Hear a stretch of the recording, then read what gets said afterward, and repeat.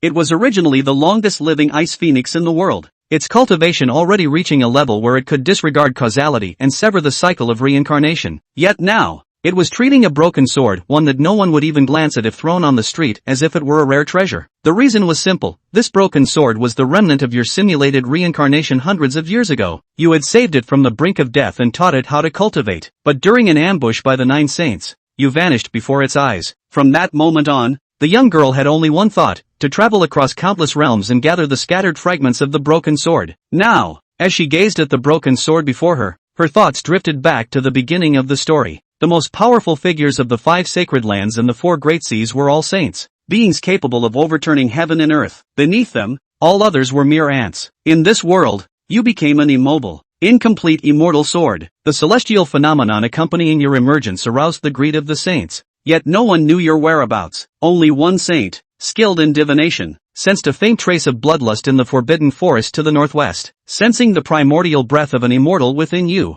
you turned your focus to cultivation. For 100 years, no one found your hiding place. Absorbing the essence of the sun and moon, the primordial breath within you grew purer, and your cultivation accumulated to immense levels. After a century of accumulation, you weren't sure of your current strength, but you could feel the vast energy stored within your realm. You wondered how you would fare against the saints of this world. The thought flashed through your mind, and then you resumed your cultivation. You had grown accustomed to this life. Suddenly, a rustling sound came from ahead. The waist-high grass parted, and a young girl covered in wounds stumbled into view. Her tear-streaked, dirt-smudged face was still childlike, and the exposed skin on her body bore shocking dark red injuries. Staggering forward, she tripped over a vine and fell to the ground. She began to cry but wiped her tears away after only a moment and stood up. A glint of cold light reflected before her, and she took 2 frightened steps back, her eyes widening as she realized it was a sword, a broken sword, yet still gleaming with a chilling radiance. A voice echoed in her mind, and she frantically looked around for its source before curling into a ball in fear. It took you considerable effort to make her understand that the voice was yours.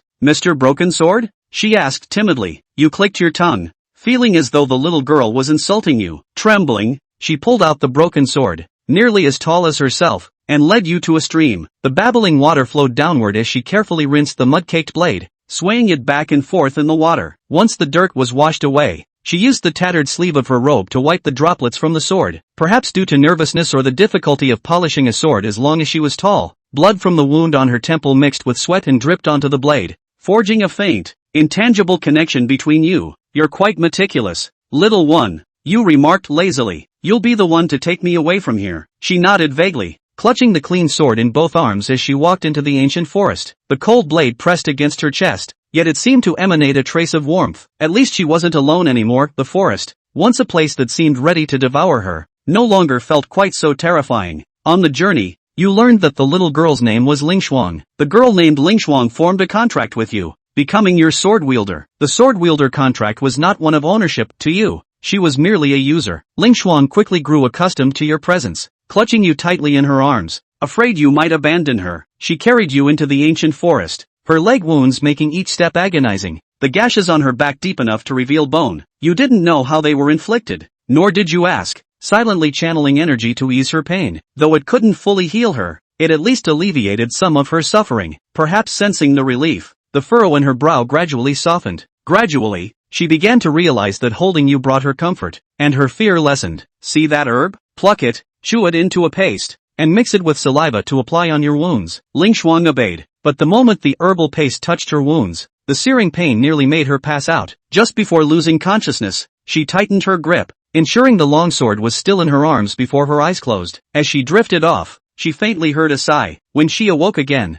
moonlight streamed through the dappled leaves above, casting a warm, quilt-like glow over her. Ling had never felt such warmth in the night. Panicking when she found the sword missing from her embrace, she tried to rise. "Don't move," the voice returned, and she noticed the broken longsword leaning against the ground nearby. "I'm guiding the moonlight to heal you." Moonlight is one of the finest primordial essences in this realm, though those without spiritual sensitivity can't perceive it. Ling responded with a soft, animal-like murmur, curling up as she basked in the warmth, as if under the midday sun. Wrapped in this radiance, even her wounds felt less painful. You stood vigil before her all night, channeling moonlight for her recovery. When the crescent moon set and the morning sun rose, you continued drawing in the violet dawn energy to heal. This cycle, combined with the herb's effects, lasted half a month until her wounds began closing. Even the bone-deep gashes on her back showed signs of mending. A month passed, and with Ling Shuang's pace, she had barely crossed half the mountain. During this time, the bond between you grew deeper. Her eyes brightened, clearer and more spirited than a month ago. Seeing this, you couldn't help but let out a faint, amused huff. In the quiet of the night, amidst the chirping of insects, Ling Shuang's face was flushed red by the embers of the fire. She slowly grasped the long sword, which retained just the right warmth after being heated by the flames. Despite being in the fire for so long,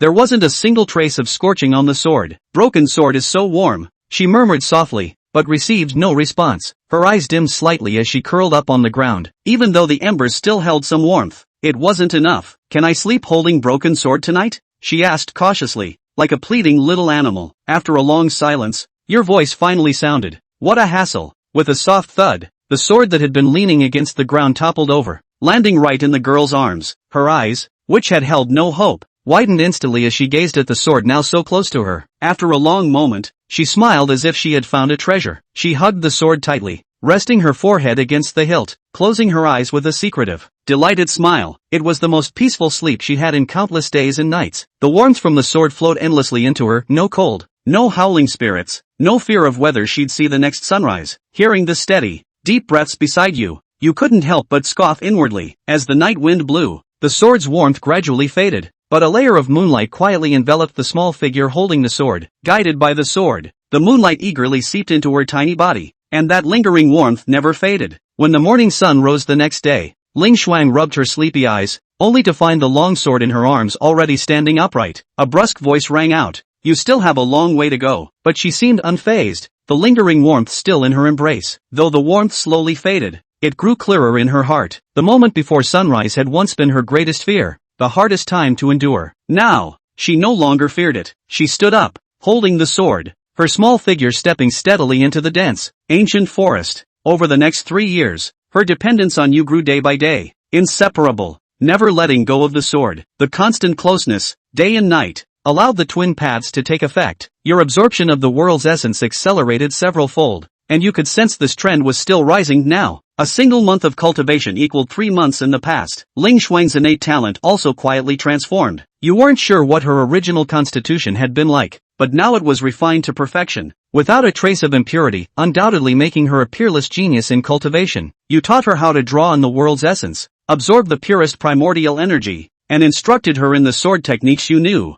pushing her to battle demonic beasts relentlessly. Her progress far exceeded your expectations. What others achieved in a year or two, she accomplished in a month or two. Her appearance gradually matured, shedding its childishness, revealing the unique blend of youthful innocence and purity. At night, when the moon reached its highest point, all was silent except for the faint rustling of the wind through the grass. The bonfire nearby cast its glow as Ling Shuang tightly held the long sword wrapped in fur in her arms. A warmth emanating from the sword eased her furrowed brows, and the corners of her lips curled slightly. On the other side of the dying embers, a straight figure in white robes quietly appeared. I never expected the divine sword to already have an owner. What a pity! What a pity! Still a step too late. The white-robed figure murmured softly. No, this sword is incomplete, he added, shaking his head even more. You were quite displeased and, slipping out of Ling Shuang's embrace, stood diagonally in front of her. Seeing your defensive stance, the white-robed man chuckled. I am the sage of heavenly secrets. A century ago, when the divine sword emerged, no one knew its whereabouts. Only I sensed an anomaly in this forbidden land and knew it must be the divine sword that had appeared. Su Yuan was not polite either. Since you know that I am an immortal sword, what is the point of your search? Come with me, Sage Tian Ji said to himself. I have a way to fix you. These words caused Su Yuan's heart to tremble. At that time, the complete immortal sword will be qualified to take shape and be able to cultivate on its own, no longer being driven by others. As long as you provide me with 100 years of driving, I will give you the repair method and recast the immortal sword's body for you. Su Yuan was silent for a moment. What if I don't? That's up to you. Sage Tian Ji laughed. Su Yuan said in a cold voice, are you sure you want to try? The pressure belonging to the immortal sword reappeared, and just as he didn't know what his strength was capable of, he took the Tian Ji sage in front of him. Feeling the pressure coming from Su Yuan's body, the Tian Ji sage's face couldn't help but change slightly. He narrowed his eyes and surveyed for a long time,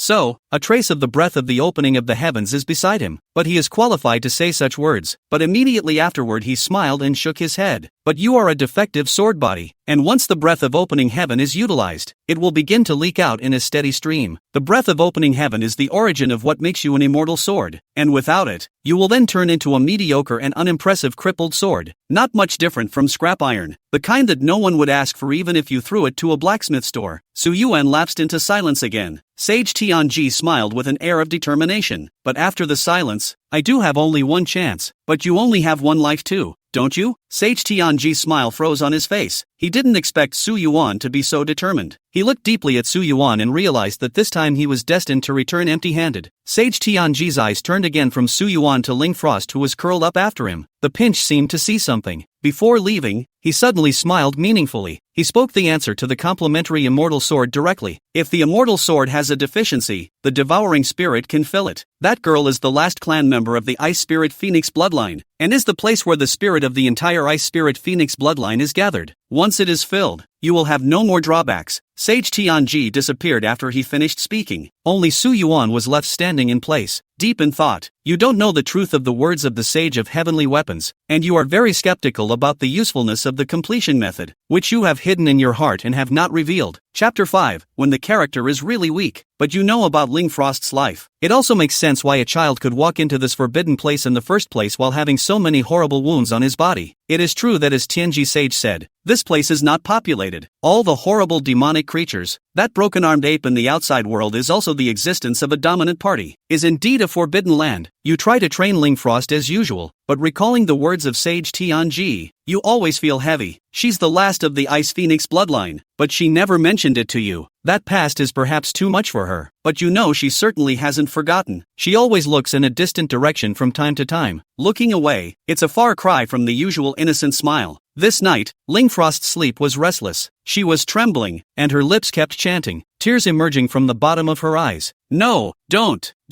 leave me. The long sword was held tighter in her arms, and she curled up into a ball against it. If the body of the sword wasn't wrapped up in cloth, at this point, he was afraid that there would have been many more new wounds. But even so, the sharp blade of the intact part of the sword left bloody marks on the girl's body under the tight pressure of the. But she didn't even notice that her little wrinkled eyebrows had taken on an unmistakable look of despairing sadness. Su Yuan absorbed the moonlight converging towards her body. The milky moon color that fell on her was like water scrambling towards its pores. The warmth from the moonlight was so valuable on a cold third night. The absorption also lasted for an unknown period of time, and the girl's brow gradually stretched. Only the tears under her eyes had yet to dissipate. She opened her eyes slowly. It was only upon seeing the longsword clinging to his arms that he realized that he was no longer alone today. The young girl pressed her face to the hilt of the sword with tears in her eyes, silently feeling the temperature on the long sword. Su Yuan did not ask more questions. He merely inhaled the moonlight and maintained that warmth. The young girl sniffled with a sob. Don't cry. I don't have hands to wipe your tears if you cry. Not at all. The young girl whispered back with a sob as she pushed back the tears, but the little face pressed tighter. I just had a nightmare. Scared to tears? Not at all. A petulant grumbling voice muttered. I'm not a child. Once the emotions had eased, she slowly closed her eyes again, concentrating on the warmth of the long sword from in front of her, between the lowered lids, but there was a hint of out-of-body. Mr. Broken Sword. Swords that also dream? Ha! Su Yuan wanted to say that he wasn't a sword, but after thinking about it that was unconvincing at the moment. Besides, he hadn't really slept since he became a sword. There is no sleep, then naturally there is no dreaming. Do daydreams count? The young girl's mind was not on Su Yuan's answer. She didn't know what she was thinking about and asked quietly, in your dreams, will there be me? Su Yuan didn't know how to answer. He couldn't dream, so he didn't know. Seeing that the long sword in front of her did not respond for a long time, a trace of imperceptible disappointment flowed out of the young girl's lowered eyes. She closed her eyes and fell asleep again against the long sword. And when the young girl had been asleep for an unknown period of time, Su Yuan gave his answer. Will. Su Yuan's voice drifted with the wind in the cold night. I don't know if the young girl heard it or not. In a month's time, Ling Frost has carried you through the rolling hills. In these past 3 years or so, you've practically traversed the entire mountain range. Standing on the top of the last big mountain, you can already see the human city in the distance and the smoke from the villages at the foot of the mountain. The broken-armed ape has been following behind, waiting for an opportunity to retaliate. With you healing, Ling Frost recovered from her injuries extraordinarily fast, while the broken-armed ape was in a worse state day by day under the overlapping of new and old injuries. She gradually fought the broken-armed ape to a draw. The broken-armed ape has been trailing behind, unwilling to leave, and it has always been eyeing Lingfrost, wanting to devour her. Seeing that you are about to walk out of the mountain, the broken-armed ape was in a hurry and Lingfrost found a break and cut off his last hand, becoming the end of the line. It has no hands and its hamstrings are broken. Both legs are wasted. Just cutting off its head means this stage of your training is complete. Previously, Yuan was still suffering from having no one to serve as Lingfrost's chaperone, and it just so happened that the broken-armed ape sent him to his door as a training opponent. Her swordsmanship wasn't perfect yet, but the progress was visible to him. The broken-armed ape was extremely humane, kneeling on the ground and wailing bitterly, as if begging Lingfrost not to make a move. Lingfrost raised his longsword high, but hesitated a moment before it fell. The bottom of her eyes shifted as she wondered what had come to mind. What are you hesitating about? I really want to kill it? Can I?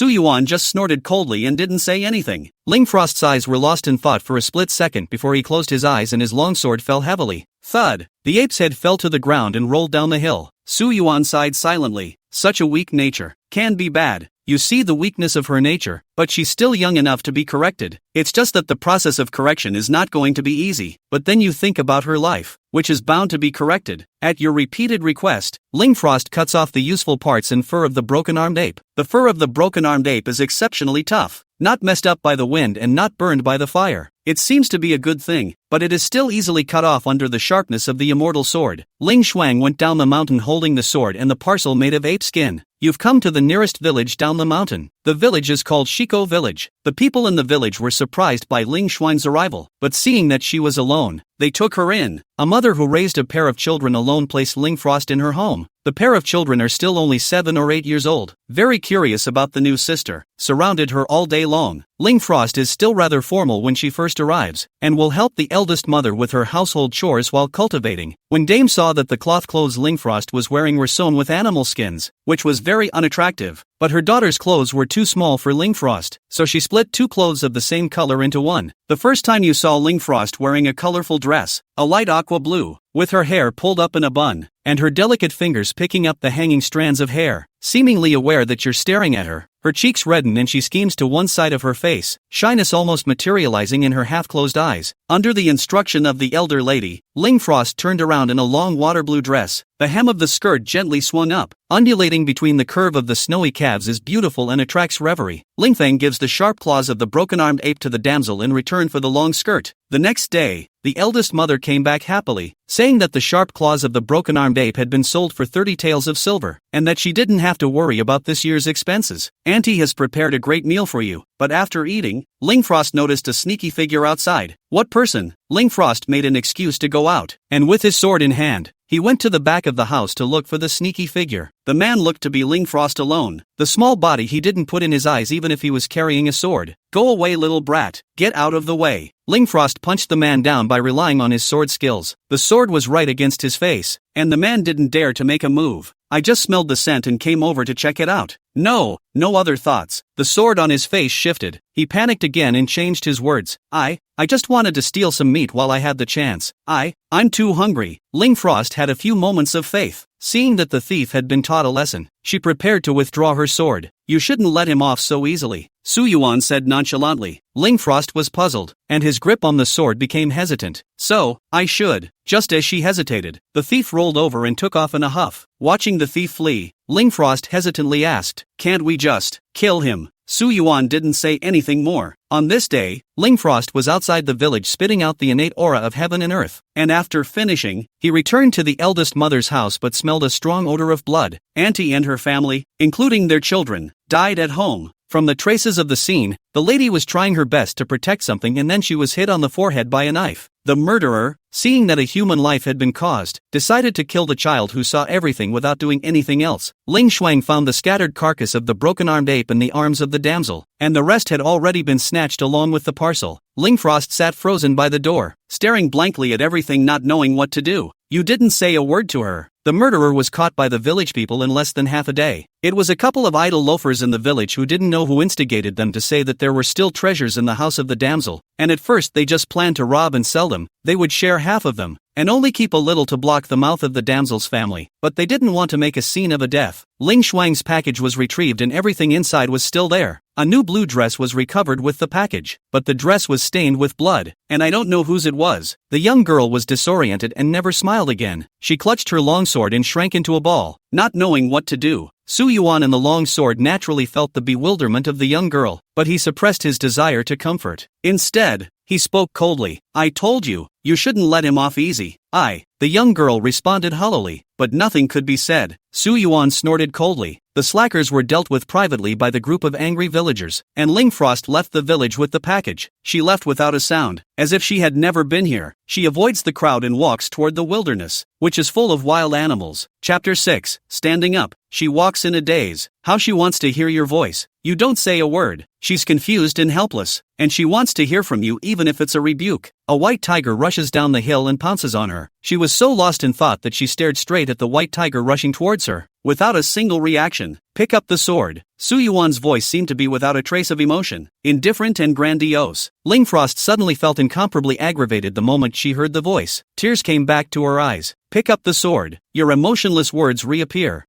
Ling lightly bit her red lips and pressed back the tears that surfaced under her eyes. Her trembling hand gripped the hilt of her sword. The sword flower appeared, and the white tiger's huge body fell to the ground with a loud bang. She stood in place, many emotions welling up in her heart one by one. Anger, doubt, disbelief, helplessness, confusion, regret. If I had listened to Mr. Broken Sword, wouldn't this have happened? She asked herself repeatedly, holding back her tears as hard as she could. She asked with a sobbing voice, Is it my fault? But Yuan didn't answer her. He just said lightly, slow, not fast enough. The expected answer did not appear, and Ling was surrounded by even greater helplessness. Why? It will come to this. Obviously, Mr. Broken Sword is not like that. Ling held his sword in the wild for a month before he regained the courage to return to the human world. She was afraid of a repeat of the tragedy. She always held her sword far away from the crowd, no matter in the early summer, fall or winter. Those people who walk together, those parents and children who have a harmonious family, their sorrows and joys have nothing to do with her. She guards the sword in her arms and listens to your teachings word for word. Under your tutelage, her sword skills grew by leaps and bounds and her cultivation steadily advanced. Her roots and bones have surpassed perfection under your nourishment, vaguely breaking through to another category that the world has never known. You became rarely complimentary and stopped comforting her as a child, and you began to comply less and less with her requests, even the request to cuddle up with you at night. You look for excuses to keep refusing her requests. You don't want to see her relying on herself for everything. She has her own path to walk, and even you can't walk in her place. She tries to do everything according to your standards, just hoping to hear your praise again. She wants to go back to the way she was. She wants the former Mr. Broken Sword. As long as I do everything to the best of my ability, Broken Sword-san will surely be satisfied. She held this thought day and night, alone in a small secluded courtyard. After Ling finished practicing a clean set of sword techniques in the courtyard, it was time to practice at night. Tonight, however, she heard an unusual commotion. Rustling footsteps sounded in all directions. There were voices everywhere, whether outside the yard, behind the house or on the roof. Ling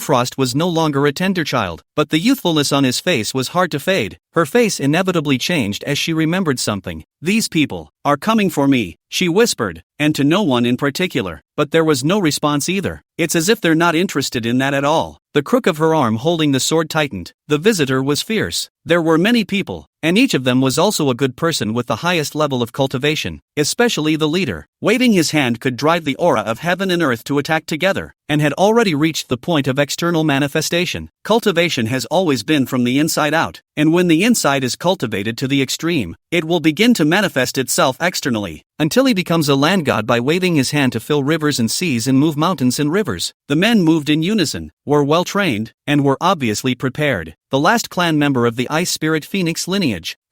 Let us search well. Chasing you for 3 years, I didn't expect you to be able to cross the Forbidden Land and live. Images of the past floated before Ling eyes. It was about her own destiny, and that most poignant and lonely escape. She bit her lip and teeth lightly at the memory, the loneliness and fear that had lingered from that time coming back to haunt her. But she touched the long sword in her arms. 3 years of memories of Mr. Broken Sword made her settle down again. As long as Mr. Broken Sword is around, everything will be fine. It's like that time. She remembered the warmth that came from the longsword the first time she held it in her arms as she slept peacefully. Courage welled up again in his heart. She gently gripped her longsword and met the harsh gaze of the leader. The fight is not lopsided. Instead, it's a stalemate. Ling Frost's cultivation greatly exceeded all of their expectations, not expecting to reach the point of preliminary external manifestation in only 3 years. Likewise, Ling Frost's sword skills were unheard of by them. The splendid sword blossoms forced them to not dare to come forward for a while. The leader of the opposing team was surprised at first, but the veteran he then saw the crack in Ling Frost. This girl, the swordsmanship of a board looks powerful, but still too green. The leader resumed his ruthless sight, staring at Ling Frost like a wolf. Ling Frost descended with his sword, forcing back the park sword that had rushed out from a diagonal corner. Sword, not fast enough. Su Yuan waited silently in his heart. The three of them rushed up at the same time. Ling Frost had a slight hesitation in her eyes before she made her choice, leaning back to avoid it, the sword in her hand simultaneously stabbing upwards at one of them, but was saved by the weapons of the other two. Obviously can be a sword to seal the throat of the surprisingly slow step. The leader approached by virtue of his cultivation, and Ling Frost appeared flustered for a moment against him, slightly slowing down a beat before blocking his attack. Here, the sword is out of order, and the break is too big. In Su Yuan's opinion, with Ling Frost's performance in these days, she was fully capable of doing all of this. It has even been able to gain the upper hand. But at the end of the day, training is training and real combat is real combat. Ling Frost's heart was still that much worse. Su Yuan could feel it. She can't count on anyone. Behind her is an abyss of 10,000 feet. One wrong step and she'll fall. Without holding this realization, Ling Frost was pushed into a dangerous position. In the midst of the danger, Ling Frost still looked at the sword in his hand from time to time. Along with that, half of the leader's attention was on the sword in her hand, on guard. But what Ling Frost wanted to see did not appear. Her eyes grew dull. She had a few more wounds on her body, and a large knife slash on her shoulder bone, deep enough to see through to the bone. She was almost desperate to tackle her enemies. Time and time again, she was in deep danger, each time with the expectation that perhaps she could get help from Mr. Broken Sword. But expectations have been dashed time and time again. Ling Frost couldn't remember exactly how many times he had wandered around the life and death barrier. All she could remember was that when the leader went down, she went down with bruises all over her body. Her blood-stained fingers rubbed the sword, a hint of pleading in her eyes, and how she wanted to hear a familiar word come from it. But, stand up. The indifferent, grandiose voice boomed in her ears. She thought she had misheard. Wide-eyed. Stand up. Ling Frost's eyes were filled with tears of aggravation. At this moment, she was back to the time when she was fleeing alone in the mountain stream. It's just that no matter if it was then or now, the pain in my body was not as bad as the pain in my heart today, she cried, finally shedding the last bit of hope in her heart. She stood up, propping up his sword. He disappeared into the compound. Chapter 7 Forging Swords. When you get to safety, she passes out and you quietly heal her. When she woke up, you didn't say a word. She tries to tell you about her life, but you act like you don't care and stop her, and she smiles miserably. You're getting stricter and stricter, and the standard of training can even be described as harsh. Even you think you're being insensitive. 3 years have passed, and she's become what you'd expect her to be, a killer who leaves no one alive. You've built the sharpest sword ever. Another 3 years have passed, when the youthful girl has grown into a real fairy. Bright eyes and white teeth, agar nose and lips, cool face, eyebrows always have a touch of faint sadness, more attracting reverie. In 6 years, she never smiled again, and never again did I call you by that former name. She'll just do whatever you ask her to do, and she'll do it perfectly. Her cultivation has reached the peak of the external manifestation, a hand of swordsmanship out of the magic. Under the saints, I am afraid that there is no one in this world can beat her. On this day, she chose to come forward and explain to you, I'm going to practice my way out. She also became as cold as her name. Truly a man as his name suggests. Su Yuan knew this day would come sooner or later. He responded calmly and as if he didn't care. Go, but go on your way without me, your own way, only by yourself. In an instant, 1,000 thoughts flooded the bottom of Ling Frost's ever-wavy eyes. Waves once again rippled in the watery eyes, red lips slightly open, 1,000 words want to say. But in the end, she just lowered her eyes. She returned to the place where she first met with the longsword in her arms. In the forbidden ancient forest, the broken longsword was slung into place again, and she followed the way she came, one step at a time, looking at the back that had grown taller. Su Yuan's eyes couldn't help but go into a bit of a trance, like the young child who stumbled in through the grass. Hey, round and round, back to square one. Su Yuan Ben thought enough was enough. What one expects has been achieved. There's nothing to regret. 9 years was nothing to his 100 years of cultivation, even though those 9 years are more etched in stone than 100 years. Trail Mountain City, the chapter house. The Zhang family was one of the top 2 great families in the 5 directions Earth realm, sitting in the radius Mountain City, with its sphere of influence extending to dozens of great cities around it. In this area, it is a huge organization that has no say in the matter. There were even rumors that the Zhang family was very close to one of the 5 saints, and that no one in the Zhang family could move without the saint. Today's Zhang family mansion was decorated with lights and colors, and a festive atmosphere prevailed up and down the house. The youngest son of the Zhang family is getting married today. The subject is the eldest daughter of a large family in a large northwestern city. Once the 2 families were married, the Zhang family's power could be greatly extended to the northwest. Especially in recent years, the Zhang family's movements in the northwest have become more and more frequent, seemingly in search of something, and many people with a heart of gold believe that this is paving the way for a bigger action later. All the dignitaries of the entire Trail Mountain City came to the Zhang family mansion to congratulate them, but they could only be seated in the outer courtyard. Outside the city, a steady stream of caravans rushed towards the city. Each caravan was loaded with gold and silver jewelry, heavenly treasures, and rare objects of the world, weighing down the horses so much that they couldn't lift their heads. Each caravan represents a large and powerful family, dominating a place or a city. This wedding of the Zhang family had invited almost all the behemoths from all sides. Congratulations, Mr. Zhang is a talented man. He's happy to be in a good relationship with such an event. Brother Shuangming must get drunk tonight. I don't know how many people gathered around the Zhang family head, Zhang General Ming, to congratulate him. Everyone is waiting for the women's motorcade, only to see the caravan filled with red lanterns, all dressed in red, finally approaching. The red sedan chair in the center of the procession landed in front of the mansion, and the crowd looked eagerly to see the scene of the bride leaving the sedan chair. But the red curtain was lifted by a plain hand. The crisp figure dressed in onyx but stepped out from it, clothed in white, wearing hempen mourning, out of place with the red color. Everyone present was shocked, especially the clear and beautiful face of this refreshing figure. With green silk hanging down and cold eyes, the style of the country was overwhelming, and it was truly like a fairy under the moon. It's her, Ling family remnants. Someone recognized her. Before waiting to react, that clear and cool figure slightly raised his eyes. No sword in his hand, but better than a sword, gently swinging down, only endless frost on his cold face. A massacre has begun. Even though there were people from the top forces from all sides gathered here, none of them were a match for the woman in front of them. When the sword light flashed, it was a figure at the peak of Exodus that crashed down. She had no sadness, no joy, and her face was expressionless as she stepped through the Zhang family's main entrance one step at a time. With every step that fell, hordes of people fell. At first, the Zhang clan's experts came forward, but no matter how many people came up, all of them fell under the sword light without exception. They started to fear. In the courtyard of the Great Jubilee, they took a step back with each step forward taken by the woman in onyx. Zhang Xiaoming looked at the corpses scattered all over the yard in front of him in horror, in which his Zhang family experts had fallen an unknown number of times, not daring to believe it. Dad! A young man dressed in the groom's red coat ran out from the back when he heard the commotion. Zhang Xiaoming's heart tightened and his eyes glazed over. Run! Run! That cold and colorful fairy-like figure merely moved her wrist, and a sword light that amazed everyone as if it were heavenly light had already landed in front of the young man. And in the next moment, the body and head were separated, and Zhang Xiaoming could only watch the scene. After the Zhang family mansion fell into silence, the only remaining Zhang family head, Zhang Xiaoming, laughed recklessly instead. Even if you destroy my Zhang family, so what? Will that be enough to preserve the bloodline of your ice spirit phoenix lineage? Ha ha ha ha ha ha ha. As long as the 5 square saints are around, this world will not be able to accommodate your ice spirit phoenix lineage. Before the words fell, a shadowless sword light came through his chest, and he died with hatred as he spat blood from his mouth with his eyes wide open in anger. Ling Frost has left you. She puts you back where you started and travels alone to the destined location. Her swordsmanship is unrivaled and her cultivation is so strong that no one is a match for her under a saint. Her wish is fulfilled. It's comforting to know that you've noticed this in your mind, but you also have a trace of loss. Why lost? You do not understand. As the pouring rain fell, the only thing standing in the entire Zhang family mansion was the plain white shadow at the center. The wind and rain howled, and everything in heaven and earth seemed to be in silence. Ling Frost lowered her head. A strand of green silk swung down slightly with her movements, gently floating to the side. She stared at the strands of green silk, fragments of images from her youth flashing through her eyes, and as she did so, the images faded away, no longer hovering in her mind. But she was not as greatly elated as she had hoped. Instead, the heart felt even more hollow. Chapter 8,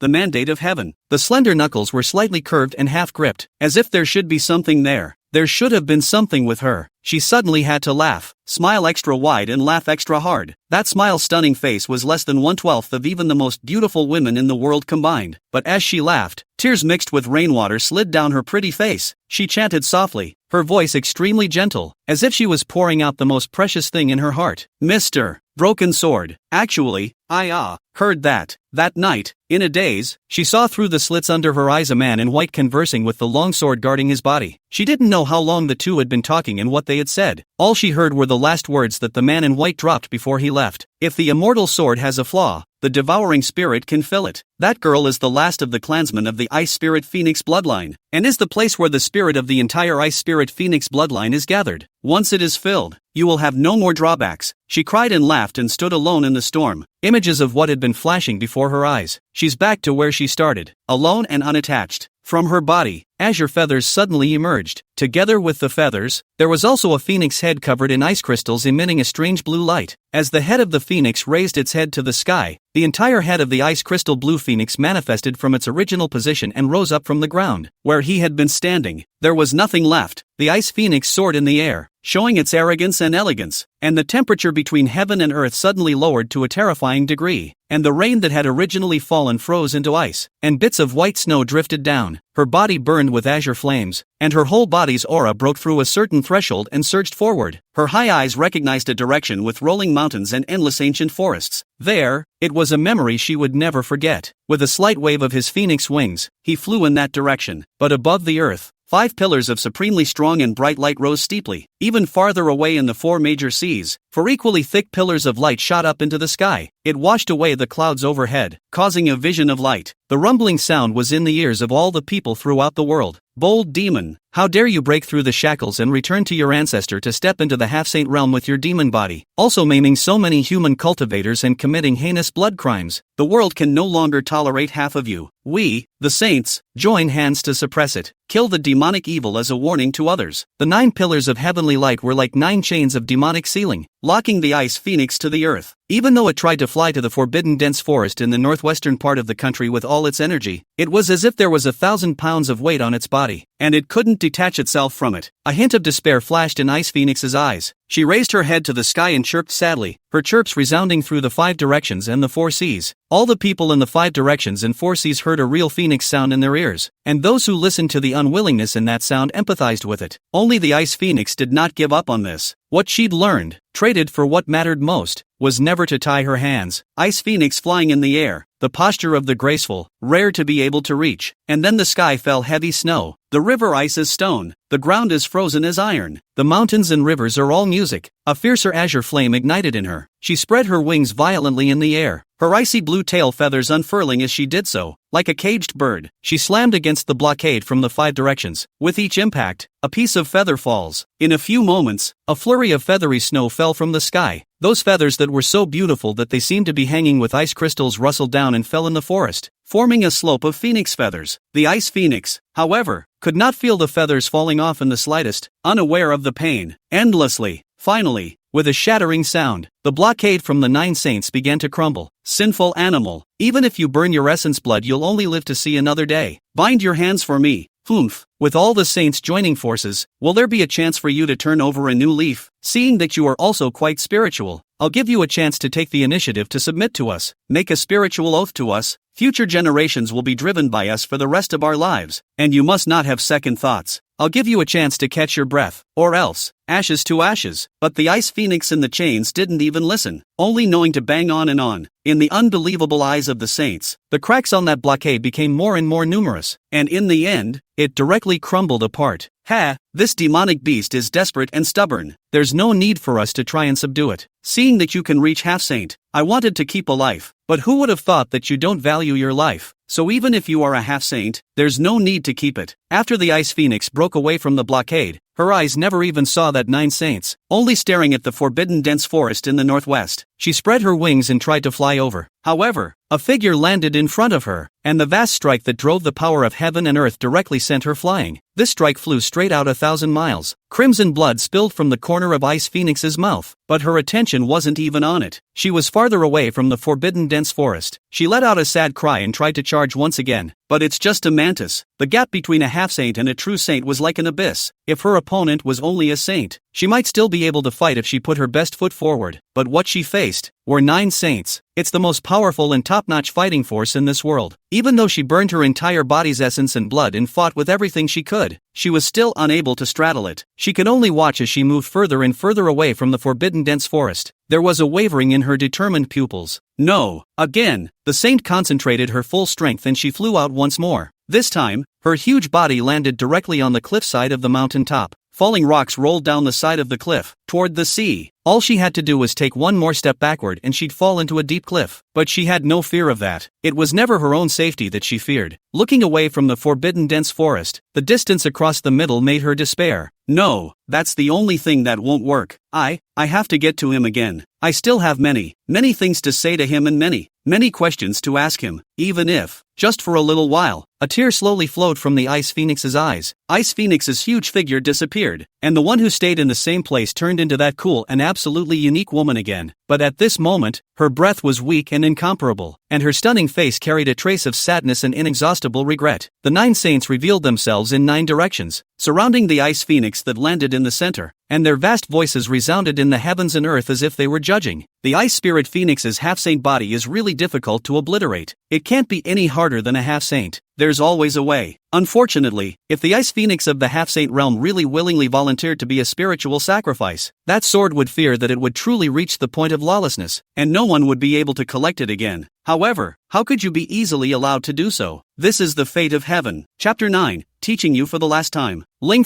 looked up at the saint who said this. It was that sage Tian Ji. Sage Tian Ji smiled at her and said, "Back then, I had calculated that this was your heavenly destiny, and now, everything has been fulfilled." Seeing that she still refused to give in, Sage Tian Ji finally said, "If you're still expecting that crippled immortal sword to appear, you may as well die of it." The surrounding saints also said, "Ha, that sword wouldn't dare to show itself. Spare the body of an immortal sword, but it's nothing more than a false name. Even if it does come, the 9 saints gathered together still can't take it? Just a stump of a body. Do you really think the world is invincible?" Tian Ji saint said, "Remnants of the body, remnants of the body. It body there is a trace of the immortal's breath of the opening of the sky in order to be the immortal sword, but with its remnants of the body, once you do it, waiting for it is only the origin of the exhaustion of the leakage, and even its existence will be wiped out in the heavens and earth. So, it turns out." But to their surprise, Ling below did not show disheartened. Instead, he smiled as if relieved. She suddenly realized a lot. Open-mindedness. She smiled in relief. Many of the questions I wanted to ask no longer matter. It was probably for the best that he didn't come. In the midst of the siege of the saints, she slackened instead, and for a moment a tidal wave of weariness soaked her thoughts. In a trance, she was back to that time when she was cold, hungry and sore. With every ounce of strength in her body, her tiny body didn't dare to stop at all as she crawled through the mountains. Fall down, cry a little, get back up, stretch your wounds, cry for a while, then keep getting up and climbing. Her prayers went unanswered. Her cries went unanswered. Her sadness, her fear, her everything. None of it gets answered. The only sounds in the empty, secluded valley were the roars of wild beasts and the long whistles of elves and monsters. Not knowing where else there would be danger, she could only run forward first. There is no goal, no direction, no idea of how far to run. She doesn't even know. All she knows is that if she stops, she'll die. Or, run until you die. Until you fall again and get up again. And this time, everything changed. She heard the voice. She called out the name that she couldn't get out of her head. There was finally a response to everything she had said. Broken sword. Mister. Overwhelmed with fatigue, her thoughts were almost falling into darkness. Still, she couldn't help but conjure up a smile as the best 3 years of her past came back to her. One by one, as it were, as the thoughts sink deeper and deeper into the darkness around them. So, that's the end of it. But, she curled up into a ball and whispered into the obviously empty but still tightly wrapped arms, her petulant tone as it had once been when she could rely on him with impunity. "Can I, hold you one last time?" She's been a long time. Didn't feel that warmth anymore. It had been so long that she had almost forgotten what that warmth actually felt like. She gave up the last vestiges of her memories as her thoughts sank into the infinite darkness. Deeper and deeper. There are no boundaries. Can't find the exit. No goals, no direction. But a hint of warmth came from behind him at some point. In the last moments of her thoughts, she drifted off into a trance, feeling the warmth and the memories. It's kind of like that, but not like that. Suddenly, the infinite darkness was torn from behind him, and a sharp, unrivaled artifact cut through everything. The heavens and the earth are divided as if they were morning and evening lines. A familiar and unfamiliar voice echoed in his ears.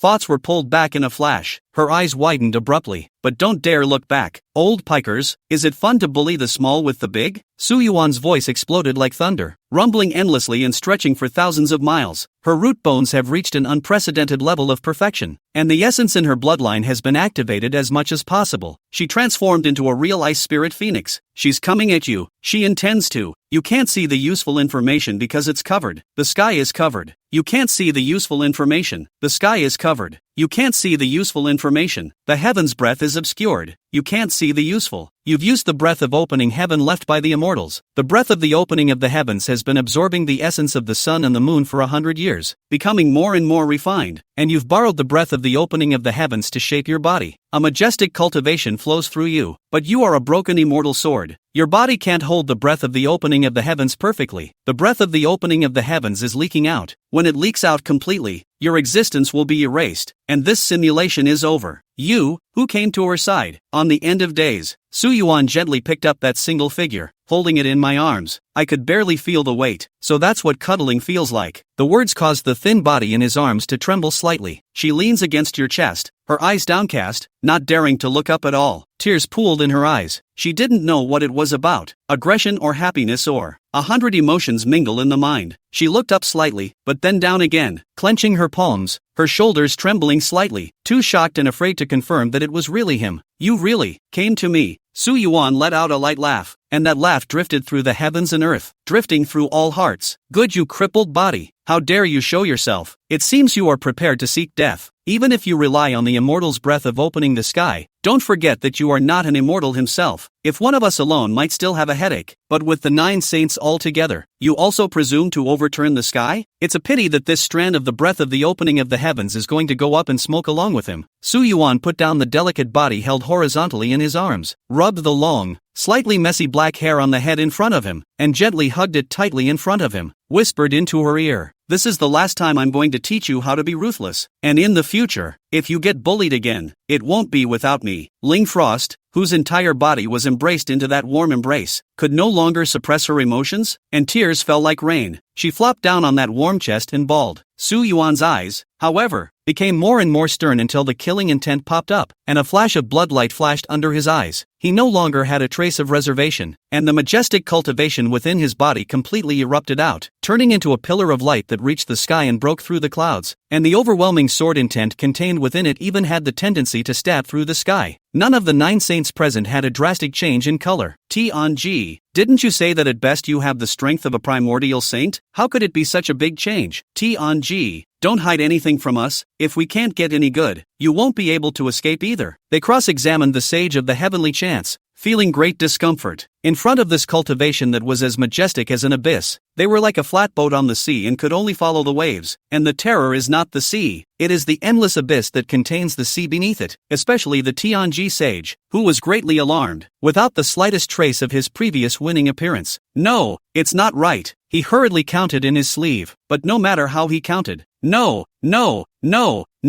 completely wrong. Why is this scene not in the sky at all? At the end of the count, his beliefs collapsed and his entire gaze was a bit dull. It's hard to believe that Tian Ji is wrong. When he came back to his senses, he was confronted by Su Yuan's eyes that were violent to the extreme and filled with raging killing intent. Old pikers, suffer. How dare you? Chapter 10, No more 9 saints in the world. In the midst of the surrounding bellowing sounds of surprise and anger, for extremely sharp and invisible sword chi surfaced on Su Yuan's body. With unrivaled momentum, it chopped straight at the heavenly chi sage. The Tian Ji sage suddenly realized that his surroundings had long been blocked by that monstrous cultivation, and there was no way to avoid it. His limbs were directly chopped off and his blood flowed like a stream. Before he could feel the pain first, he immediately shouted to Su Yuan in a hurry. Little friend, there is still room for discussion in this matter. we can still compensate you for what you want. But Su Yuan didn't even look at him. His voice coldly echoed between the 5 directions and the 4 seas of heaven and earth. Sage Tian Ji, the crime is unforgivable. Behead. Tian Ji Holy Land, together with those who are associated, shall be executed together. As his words fell, a commotion was immediately caused by the Tian Ji Holy Land's compound on the vast expanse of land. Many people ran toward the outside, but not before they had fled far. A sharp sword chi descended from the sky, covering the sky, huge, splitting straight above the Tian Ji Holy Land. The destructive sword chi raged away in all directions in a split second. Those fleeing people from the Tian Ji Holy Land all showed despair, and could only watch as the sword chi mercilessly crushed through them. Everything was reduced to pieces as the sword chi passed by. For 100 miles around, there was no more life, and where the original Tian Ji Holy Land was, only a dark sword mark that penetrated into the ground to an unknown depth was left behind. The Tian Ji Holy Land didn't even leave a single relic. The Tian Ji Holy Land, one of the 5 holy lands, was removed from this. Sage Tian Ji's heart was as if he was dead as he watched this scene, but what he wondered even more was why Su Yuan could see through the heavenly chances that he had obscured, and why the heavenly chances that he saw were false. Those who were 100 miles away from the Tian Ji Holy Land were all appalled at the sight of that handiwork that was like an immortal's miracle, and a cold sweat broke out behind their backs. Those who still had a trace of connection with the Tian Ji Holy Land were even more weak in their hands and feet, so scared that they were 6 in a row for a while. But it was well that the next moment they heard new words in their ears. Jade Plate Sage, dim-witted, behead. Jade Plate Holy Land, along with those who are associated, shall be executed together. Above the head of the Jade Plate sacred ground, the sword chi that broke through the clouds like a burning fire came crashing down. The unstoppable sword chi carried flames to the ground, and the surroundings suddenly turned into a fire plane. Even though the people within the Jade Plate sacred land had long ago fled towards the outside of the sacred land, none of them were able to escape under the bombardment of the sword chi. Sage Guiyuan, aiding and abetting the evil, behead. Sage of the leaving flame, secret room to deceive the heart, shall be beheaded. The 7 extremist saints, woefully incompetent, shall be beheaded. Sage of the primordial sea, one who shares the same evil, shall be beheaded. Original sea saints, colluding with each other, behead them. Sage of the Sea of Transformation, the crime is punishable by death. Sage Qianhai, he deserves to die, behead him. With every sound that sounded like a Junwei heavenly order, a holy place was destroyed by the sword chi that fell from the sky. All that was left behind was a rift-like gully stretching across the land. It was shocking to watch. What is even more appalling is that the saints who used to be so high and mighty were treated like prisoners. Every sound is a nod from Hades. With that, the Holy Land was destroyed. The behemoths of the past were like worms before this voice, strangled at the drop of a hat. 9 sword chi, covering his hand, destroyed the top fighting force of this world. On this day, the heavens and the earth changed drastically. Just after the last voice pronouncing the saints' crime, another final decree of judgment came to the ears of the world. There will be no more 9 saints in this world. Your magnificent cultivation has reached the peak of this world, and you destroyed 9 holy places in the 5 directions and 4 seas with a wave of your hand. The 9 saints, in fear, have been exterminated, their souls scattered, and they died in peace. The corpses of the 9 saints were scattered all over the place, forming all sorts of divine forbidden places, signaling to the world the cruelty of this shocking drastic change. There are no more 9 saints in the world, and no more 5 sacred places or 4 seas. After all this, there's not much of the heavenly origin left in you. Your body is slowly dissipating. The simulation is counting down. A roaring cultivation was put away in his body, and the light pillar that had almost pierced through the clouds was also put back, high above. Without the obscuring clouds that had been dispersed, a clear view, the haunting sea breeze blew up the cliffside, blowing up the thin dress of the person in his arms. At this moment, heaven and earth seemed incredibly quiet and beautiful. Ling Frost leaned on top of the chest in front of her body with her eyes closed, a few teardrops still hanging on her slightly moving eyelashes, making her appear churlish. The warmth that comes from in front of me at the moment is so far away, so dreamy. She was so afraid that this was nothing more than a fantasy of her own death. Neither spoke. Su Yuan subconsciously tightened his hands around that soft and boneless waist, and the delicate body in his arms also followed the trend of the whole head tightly attached to the chest, almost to the point of no gap. Su Yuan remembered the way she slept with her sword in her arms when she was a child and couldn't help but laugh softly, breaking the silence. "What are you laughing at?" a slightly timid grumbling voice whispered. Su Yuan grinned.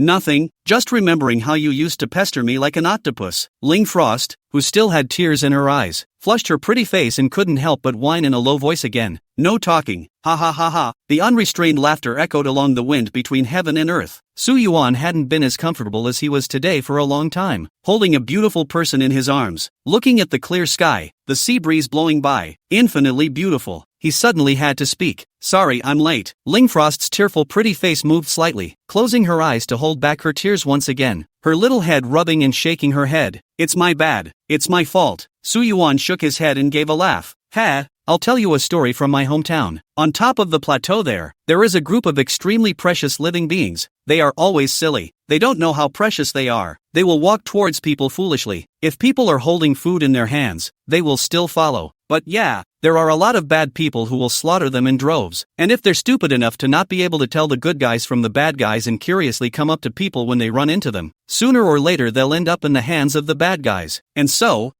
when people come across these silly little creatures, they always yell at them, and even go up and beat them, so that they stay away from people, and can't be touched by good or bad people. But I'm not stupid, the sultry voice resumed. Ha ha ha, really not stupid? Then what if I had to be really bad and eat you back then? Wouldn't you still come with me? Chapter 11, The Goddess Looking at the Sea. Why don't you just tell me? That way, then I won't. He. There are some things that cannot be said in words. Su Yuan laughed softly, stopping her from continuing. If words alone could change, then there wouldn't be so many ignorant and confident pathetic people in the world. The writing on his face didn't even look like someone who was about to dissipate. While his form began to fade, points of radiance floated out from his body and drifted into the distance with the wind, gradually dissolving into nothingness. The grief on Ling Frost's lowered brow grew a little heavier, and she tightened the hand that lay on top of that warm body. Lips and eye moved, making a muffled sound. Su Yuan did not hear, could not help but lower his head a few points closer, and Ling Frost slightly tilted his head, lying on that shoulder and neck, and came to its ear with a low brow and said, "Eat me." Her voice took on a slight tremor, but was unmistakably firm. The immortal sword has a flaw. Devouring the spirit can make up for it. I am the last ice spirit phoenix. Eat me and you will be replenished as a complete immortal sword body. Su Yuan grunted again and pressed the small head on his chest.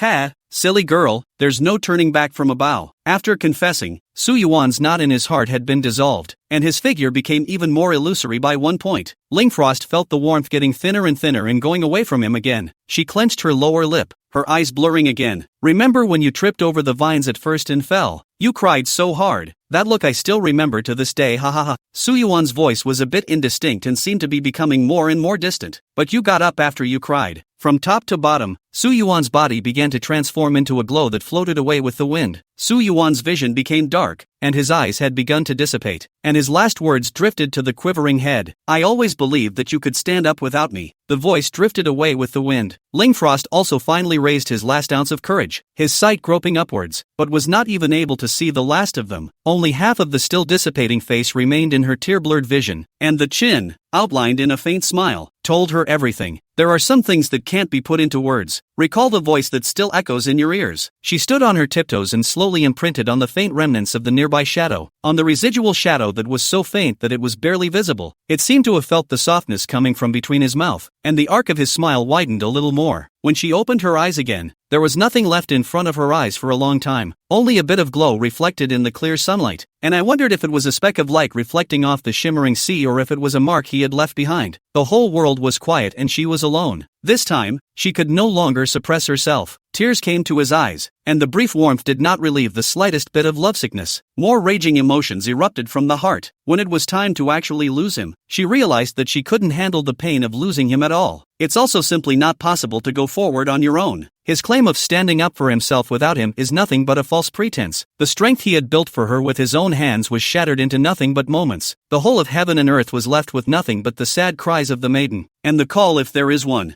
Mr. Broken Sword. In the middle of the forbidden dense forest, a place where a broken immortal sword stood. The broken body of the sword stood diagonally in place as it did at the beginning, and 100 years had passed, and the traces around it hadn't changed at all. Only one of the vines in front of it showed signs of movement. It has skewed forward a distance from where it was originally growing, like it was the result of someone tripping over something. The dense forest was incredibly silent, with only the chirping of insects and birds, and only once in a while did a long whine come from the beasts and elves. Silky cracks faintly appeared on that broken sword body. The cracks were initially extremely thin and difficult to see, but as the cracks became more and more numerous, a continuous sound of crumbling came from within the sword. The sound of crumbling was incredibly abrupt in this dense forest, but the sound of disintegration developed to a certain point and then came to an abrupt end. With a slight thud, countless tiny, dull fragments erupted from the dense forest, and where that broken sword body was originally located, nothing was left. Only the imprint of a shallow cut into the dirt remained to prove that there had once been something here. The immortal's retained breath of the opening of the heavens dissipates with your body, and the inside of your sword is empty, with not a shred of supportable power left. You, crumbling, your consciousness died and your sword body turned into countless fragments, going nowhere. This simulation ends. The darkness in front of Su Yuan's eyes only lasted for a moment, then a little white light appeared again, and his thoughts returned as much as they could to the disciples' compound at the mountain gate of the swinging demon sword sect. In front of him was the hut where he sat on his knees. Wisps of smoke rose from the corners of the room, and the sandalwood incense that had not yet been burned out was only half burned. So less than half a moment has passed. 100 years have passed in a flash, and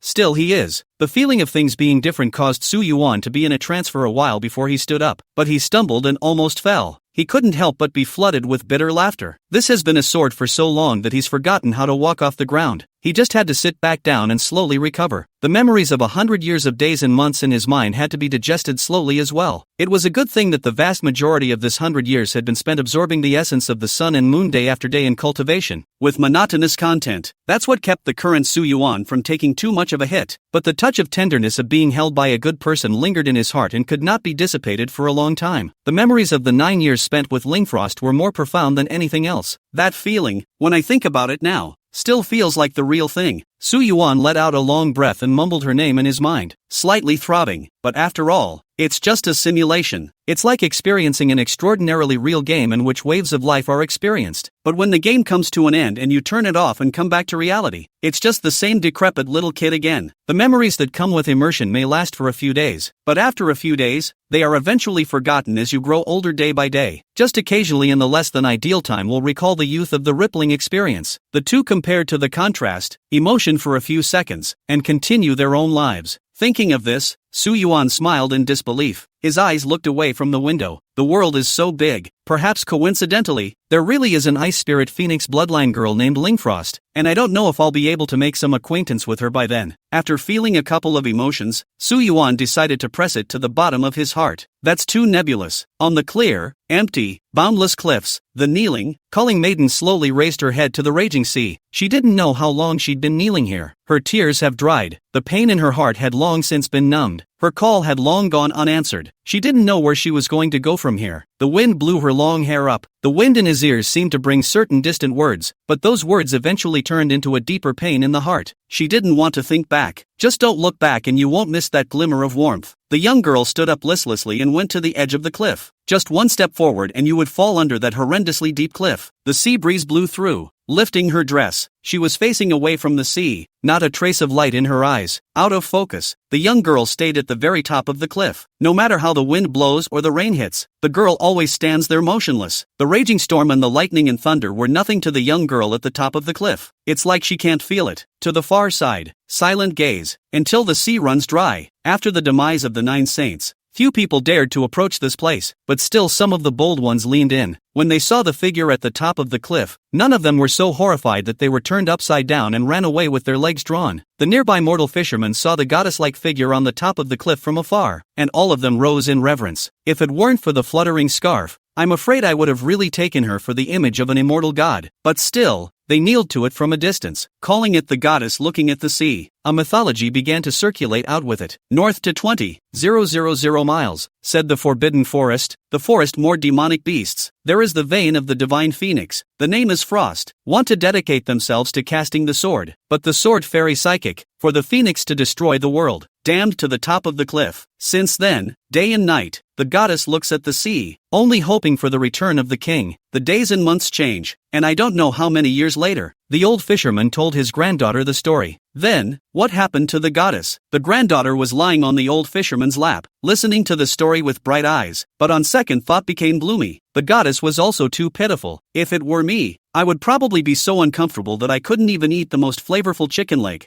The old fisherman laughed, laughing and then continuing. Then, I heard that there was one more traveler in the world. She seems to be on a quest to find immortals everywhere. Again, it seems to be looking for pieces of something. Some say there are no more saints in the world. Others say that there are still saints in this world. Only this one has become more than a saint. When he finished speaking, he turned his gaze to the top of the towering cliffs at the edge of the sky, but at the very top, it was empty. The figure that had stood for an unknown number of years was gone. The granddaughter also followed the old man's line of sight. Asked, "Why doesn't the goddess continue to look out over the sea?" The old man first shook his head, then added, "Perhaps." She finally realized that waiting alone cannot wait for the things her heart desires. The only way to rely on yourself. The old fisherman recalled that day, the day the goddess awoke. Heaven and earth changed color, wind and clouds rose, snow fell from the clear sky, and phoenixes chirped incessantly. The whole world seemed to tremble at the return of the goddess. Her roots and bones had long since reached the point where no one had ever come before or after her, and her bloodline had long since been purified to an incomparable degree in the day-to-day revivals. She took one step out, and the shadow of the ice phoenix covered the sky, and the aura on her body had already surpassed the peak she had once been at, arriving at a new unrivaled realm. Even the 9 saints at the time were just like ants in front of her. On that day, the ice phoenix crossed the sea and swept across the sea, and wherever its wingspan touched, 10,000 miles of sea were frozen. Ruins of the Tian Ji Holy Land. Endless sword chi spanned across the Tian Ji Holy Land ruins, and the gully smashed out by the sword chi that seemed to split the sky and the earth still stretched across the mountain range right in the middle of the mountain range, cutting the mountain range off at the waist. Even though this place was incomparably dangerous and full of crises, and the slightest carelessness would result in being cut into pieces by the sword chi, there were still countless bold people who wanted to break in and find a treasure or two. This also includes some people with special purposes. Most of the inhabitants of the Tian Ji Holy Land perished under that heaven-destroying and earth-destroying huge sword chi, but there were still a small portion that managed to survive. These people from the Tian Ji Holy Land had become street rats that everyone shouted at, and everyone wanted to get something good off of them. They went into hiding and lingered on, only to revive the once grandeur of the Tian Ji Holy Land. Senior Sister Xuanji, I have obtained an odd fragment from the underground workshop. As long as we hold this fragment, if we approach the ruins, we won't be injured by the rampant sword chi, although it has not been tested to what extent we can go deeper. As long as we don't go close to the sword abyss, and only look for a bit in the periphery of the ruins, we might have a great harvest. Surprisingly, there is really such a treasure? Xian Nung, senior brother, it's not too late. Let's get moving quickly. That day's calamity, together with the master and you and I outside of the other brothers and sisters all close. This revenge I can't forget for a day. I must restore the Holy Land inheritance. Will that body hairs one by one all lynch down? Let her life is worse than death. A middle-aged female cultivator with a face full of ghastly scars said with eyes full of resentment. This face of mine, day in and day out. I am battered by the sword chi. The wounds cannot be healed day and night. This drilling pain, everything I lost, I have to ask for it back on that body. The other middle-aged man sighed without words. Senior sister, you and I were immersed in the blood of the Ice Spirit Phoenix clansman under the operation of our master's father, and we stepped into the peak of external manifestation at the age of just 30, just one step short of entering the Holy Spirit. But this step has stuck us for a full 100 years. Master had arranged everything to force the last Ice Spirit Phoenix bloodline to activate its ancestral body, captured and imprisoned, released its blood and cut its flesh, and served as a slave for my Holy Land for generations, so that you and I might be able to enter sainthood peacefully. Unexpectedly, how could the variables be so great? Senior brother, I told you earlier that we should have rushed to the end from the beginning and abused that Ice Spirit Phoenix bloodline clan member while it was young. Where would there be so many accidents? The female cultivator, whose face was still writhing from the wounds, gritted her teeth, her eyes even able to spit out fire. I can't wait to go right back to that time and crush her in my hands and get her alive. The middle-aged man said, the future is not without opportunity. She is still but half saint. Without that immortal sword blessing, offended the 9 holy places. The world holy places are secretly accumulating, waiting for an opportunity. Then as long as someone stood out to call, certainly a call, requel her imprisonment. It is also the same, when it falls into our hands. The senior sister want to how to retaliate are with you. I heard that some time ago the end of the sky over there appeared a little different. Can there be news? The female cultivator asked with concern. That heart and soul are all broken. Has long been just a set of withered bones. I only hope that she is still stupidly standing in place not to escape. Escape, we are really not good to find her out to take revenge. The middle-aged man hesitated for a moment, but then shook his head and said, the disciple who was monitoring has not yet returned. But I think there is no big problem. That Ice Spirit Phoenix is really demented like livestock. this is also an opportunity for me and others. The two of them plotted for a long time, and finally took an irregular piece of grayish iron and rushed towards the ruins of the Tian Ji Holy Land. I know of one of Master's treasures hidden on the outskirts of the Holy Land, which happens not to be destroyed by the Sword Abyss, and there may be something left behind by Master inside, which may or may not be able to help you when I break through the barrier.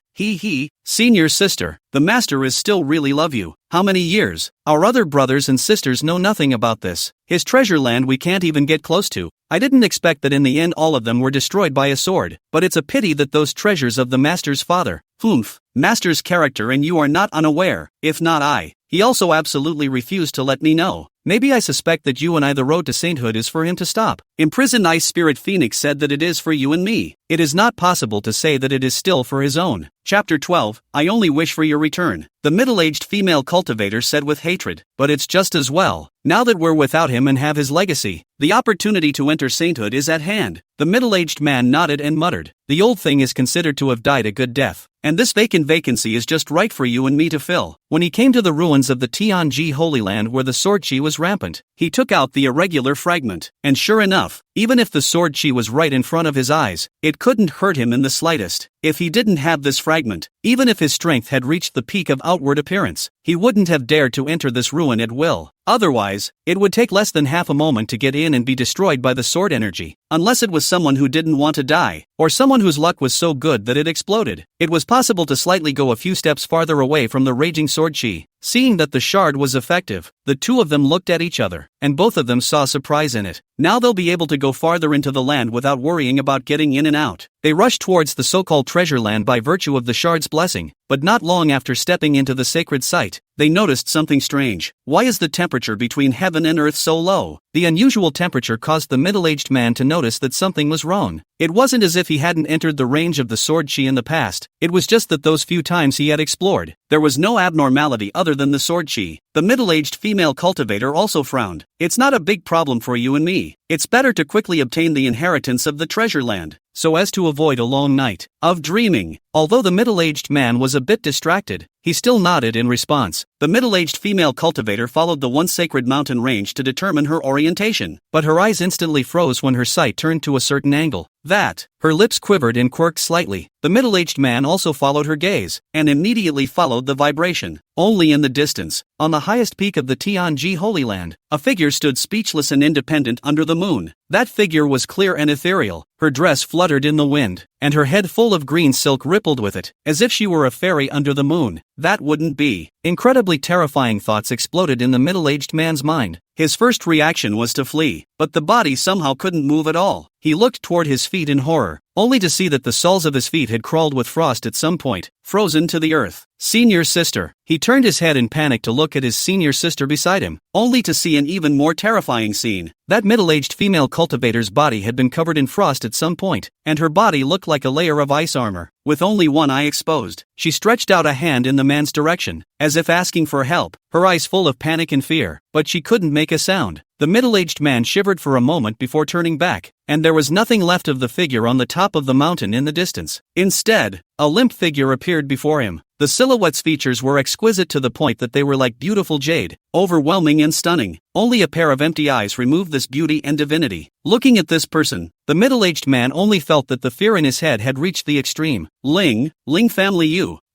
Before his words were even uttered, the frost under his feet had already spread to his chest and all the way to his head, while all the aura in his body was nearly frozen. When the frost really spread up, he realized that in front of the person in front of him, he was as small as a bug. As the frost spread further and further upwards, his hands had frozen and he could no longer move his chest, leaving only his head to move. He let out a scream of surprise and misery, but there was still nothing he could do. Save me, I'll work for you as an ox. I'll find out the remaining sins of the Holy Land for you. I'll copy the inheritance of that old Tian Ji for you, and make his crimes known to the world, so that the world can see his true colors. But no matter what he said, the figure in front of him was unmoved. She slowly came to the man, but her eyes were not on him at all. Her eyes had been on the odd shard in the man's hand since the beginning. It was only when touching the irregular gray shards that her disoriented eyes finally rippled and regained some of their sparkle. The man in front of him also stopped screaming strangely. His whole body was covered by a layer of frost, and the expression of horror on his face was still frozen in that moment. And that middle-aged female cultivator looked at the figure close at hand, alternating between resentment and fear in the only eye that was exposed. However, that stunning silhouette merely reached out her alabaster-like hand to pick up the irregular fragment. She held the shards, and great sadness welled up in her eyes. She turned slowly, taking one step toward the northwest, and behind her, the two frost-covered human figures crumbled piece by piece, eventually turning into a field of debris and disappearing into silence. Northwest Forbidden Land, in the middle of a dense forest, the slender, fairy-like figure landed in a flat patch of weeds. Ling looked around the place. The weeds, which only came up to her waistline, had at one time covered her entire head.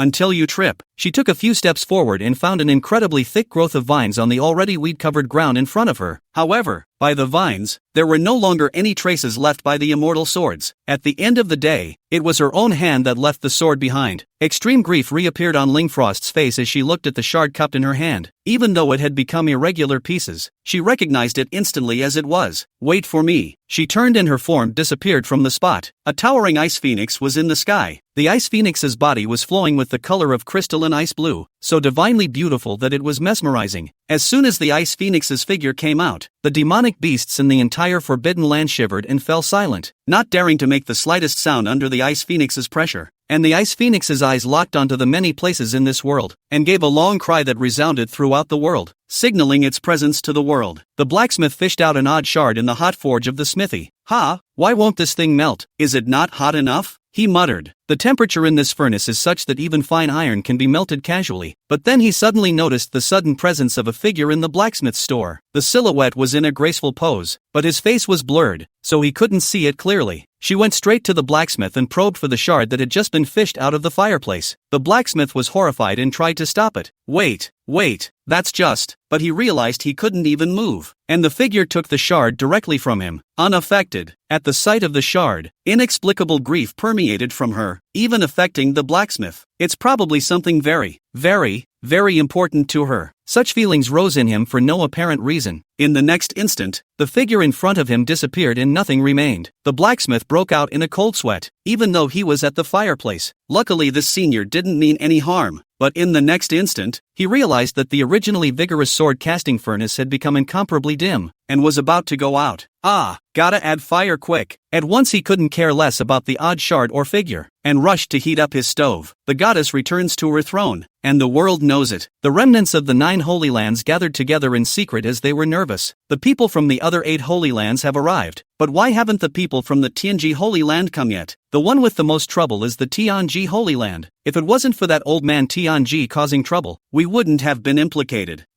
Don't think that besides the Tian Ji holy land you jade plate holy land is clean. Who doesn't have a point in their heart for those things you guys have done? Why, you Qianhai holy land didn't enjoy it as well, and now you're accusing with a moralistic look. Snort, what a hypocrite. Don't argue, all the holy places have been destroyed. It's not easy to live. We have to be more united. This time we summoned everyone because we got a strange fragment. This fragment can protect us in the sword chi, but just one. The efficiency is too low. If there are still obtained this kind of fragment, take it out altogether. With the fastest speed, the inheritance of the various holy places as well as the remnants of the treasure will be salvaged. Who wouldn't hide this kind of treasure themselves if they got it, and still dare to bring it out? There is no time. You all know that Ice Spirit Phoenix has gone crazy, whether it is not the people of the Holy Land. As long as there was once a trace of relationship, she is mercilessly a kill. The 5 parties and 4 seas under this round of cleaning, I'm afraid to completely turn the sky. I believe that in a short while it will be the turn of the lineage that has secretly sheltered us, and when all the forces have been cleansed, there will be no more opportunity for us to survive here. There was a moment of silence from the people in the field. Everyone knows this by heart. Eventually there were 3 other people from Holy Lands in the field who took out strange fragments with the same effects. As far as I know, this thing should be a part of what remains after the disintegration of that crippled immortal sword, which is why it can have such a strange effect. It's a pity that this immortal sword, it's still really divine, but it's only driven for 100 years for a saint. It can repair itself, which uses disintegration. Good death. This broken sword is really don't know what's good and bad. For a head of spell his life, is it worth it? falling to such a fate really deserved it. Someone in the arena cursed, and after the curse was finished, a crisp, light laugh rang in everyone's ears. Meh. The voice that rang out for no apparent reason caused everyone to instantly sweat. There was a search for the source of the sound.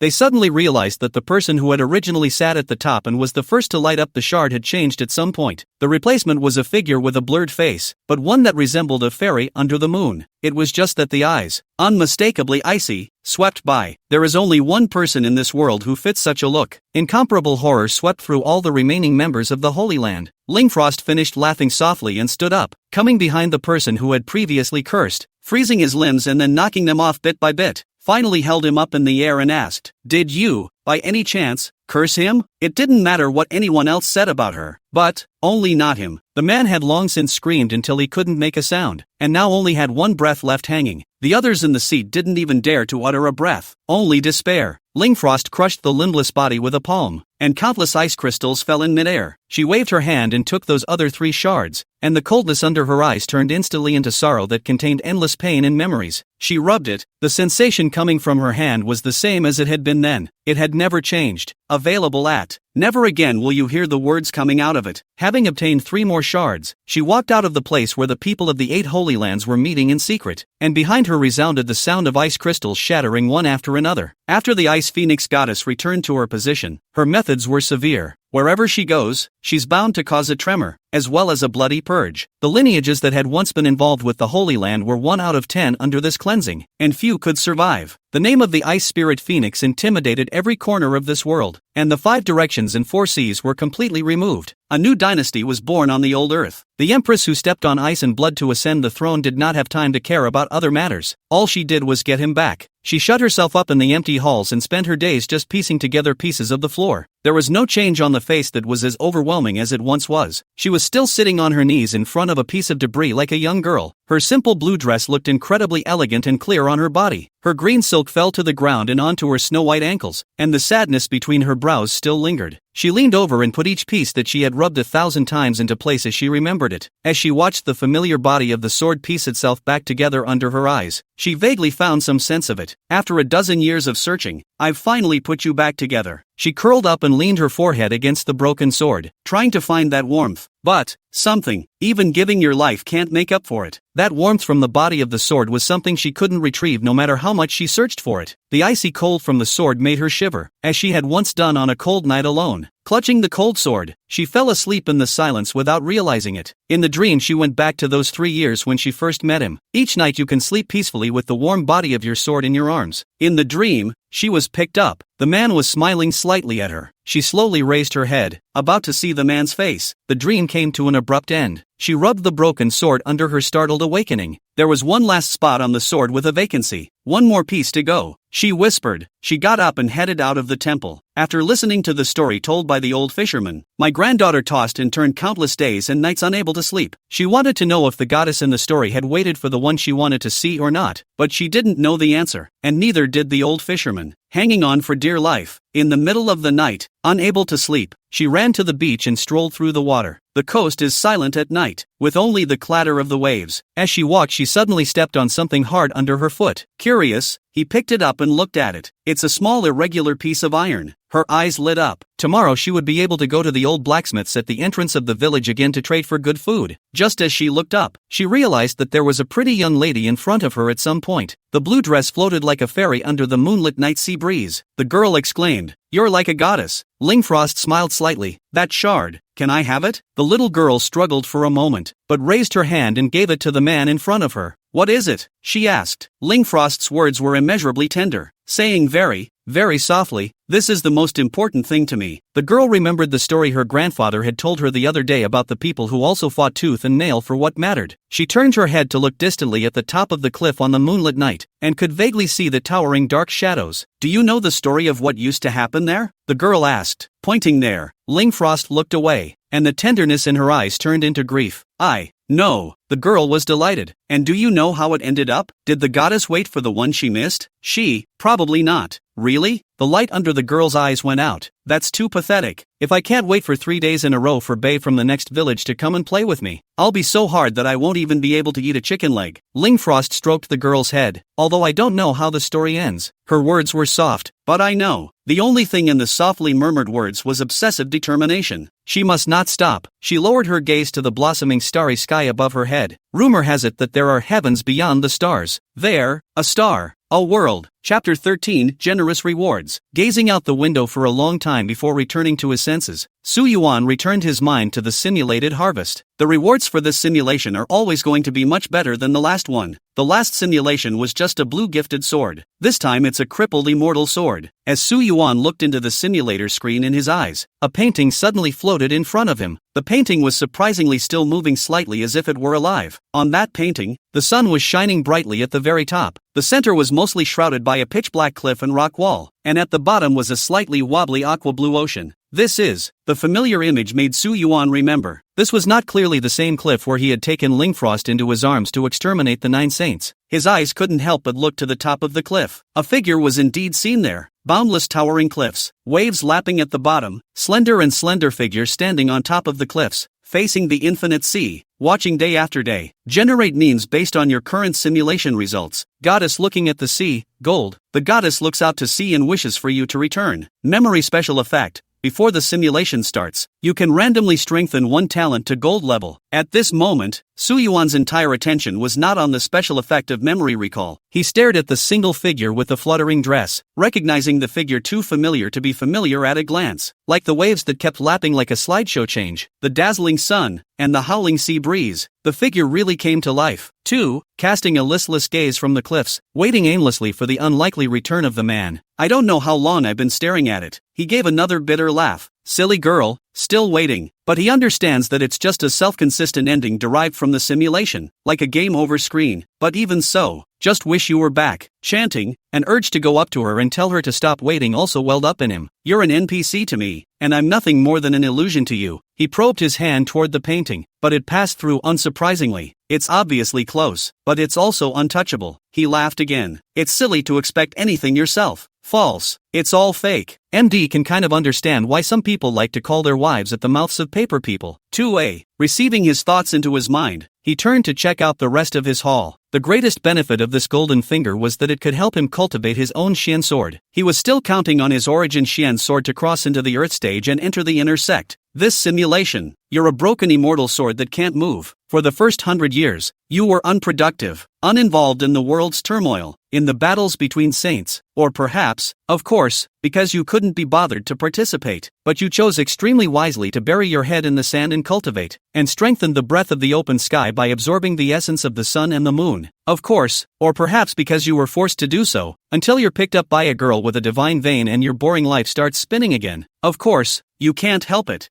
Yuan couldn't hold back any longer. This damn, which pot not mention which pot, must add the latter sentence? Yuan wanted to slap the simulator to death. You've become the most important thing to a girl, and she slept with you for 972 days, 28 days short of 1,000. You're close enough to be married for 10 days. You forged it into a sharp sword according to your own unique ideas, but ignored her heartfelt feelings. You are undoubtedly a tyrannical piece of wood. She intended to sacrifice herself for you, and offered herself as a spiritual sacrifice to make you whole, but failed, and the whole simulation of you is a crippled body. Your body is crippled, but it's hard to tell where a piece is missing. At the end of the simulation, you killed the 9 saints and the 9 holy places for her, and your anger affected millions of people, and the whole world was subjugated to your anger. You have changed her destiny, but you have also left her alone, stopping to look forever. You bear her karma, but I don't know this fruit, can still swallow peacefully. Evaluation, overbearing to the extreme, changing the destiny of heaven. Yuan always had the feeling that this simulator had nothing to do. It's like a veiled curse, but there was no way for him to specify, so he could only stifle his swallowing. The good thing is, this review is considered positive. Hegemony to the extreme, breaking and changing the destiny of heaven.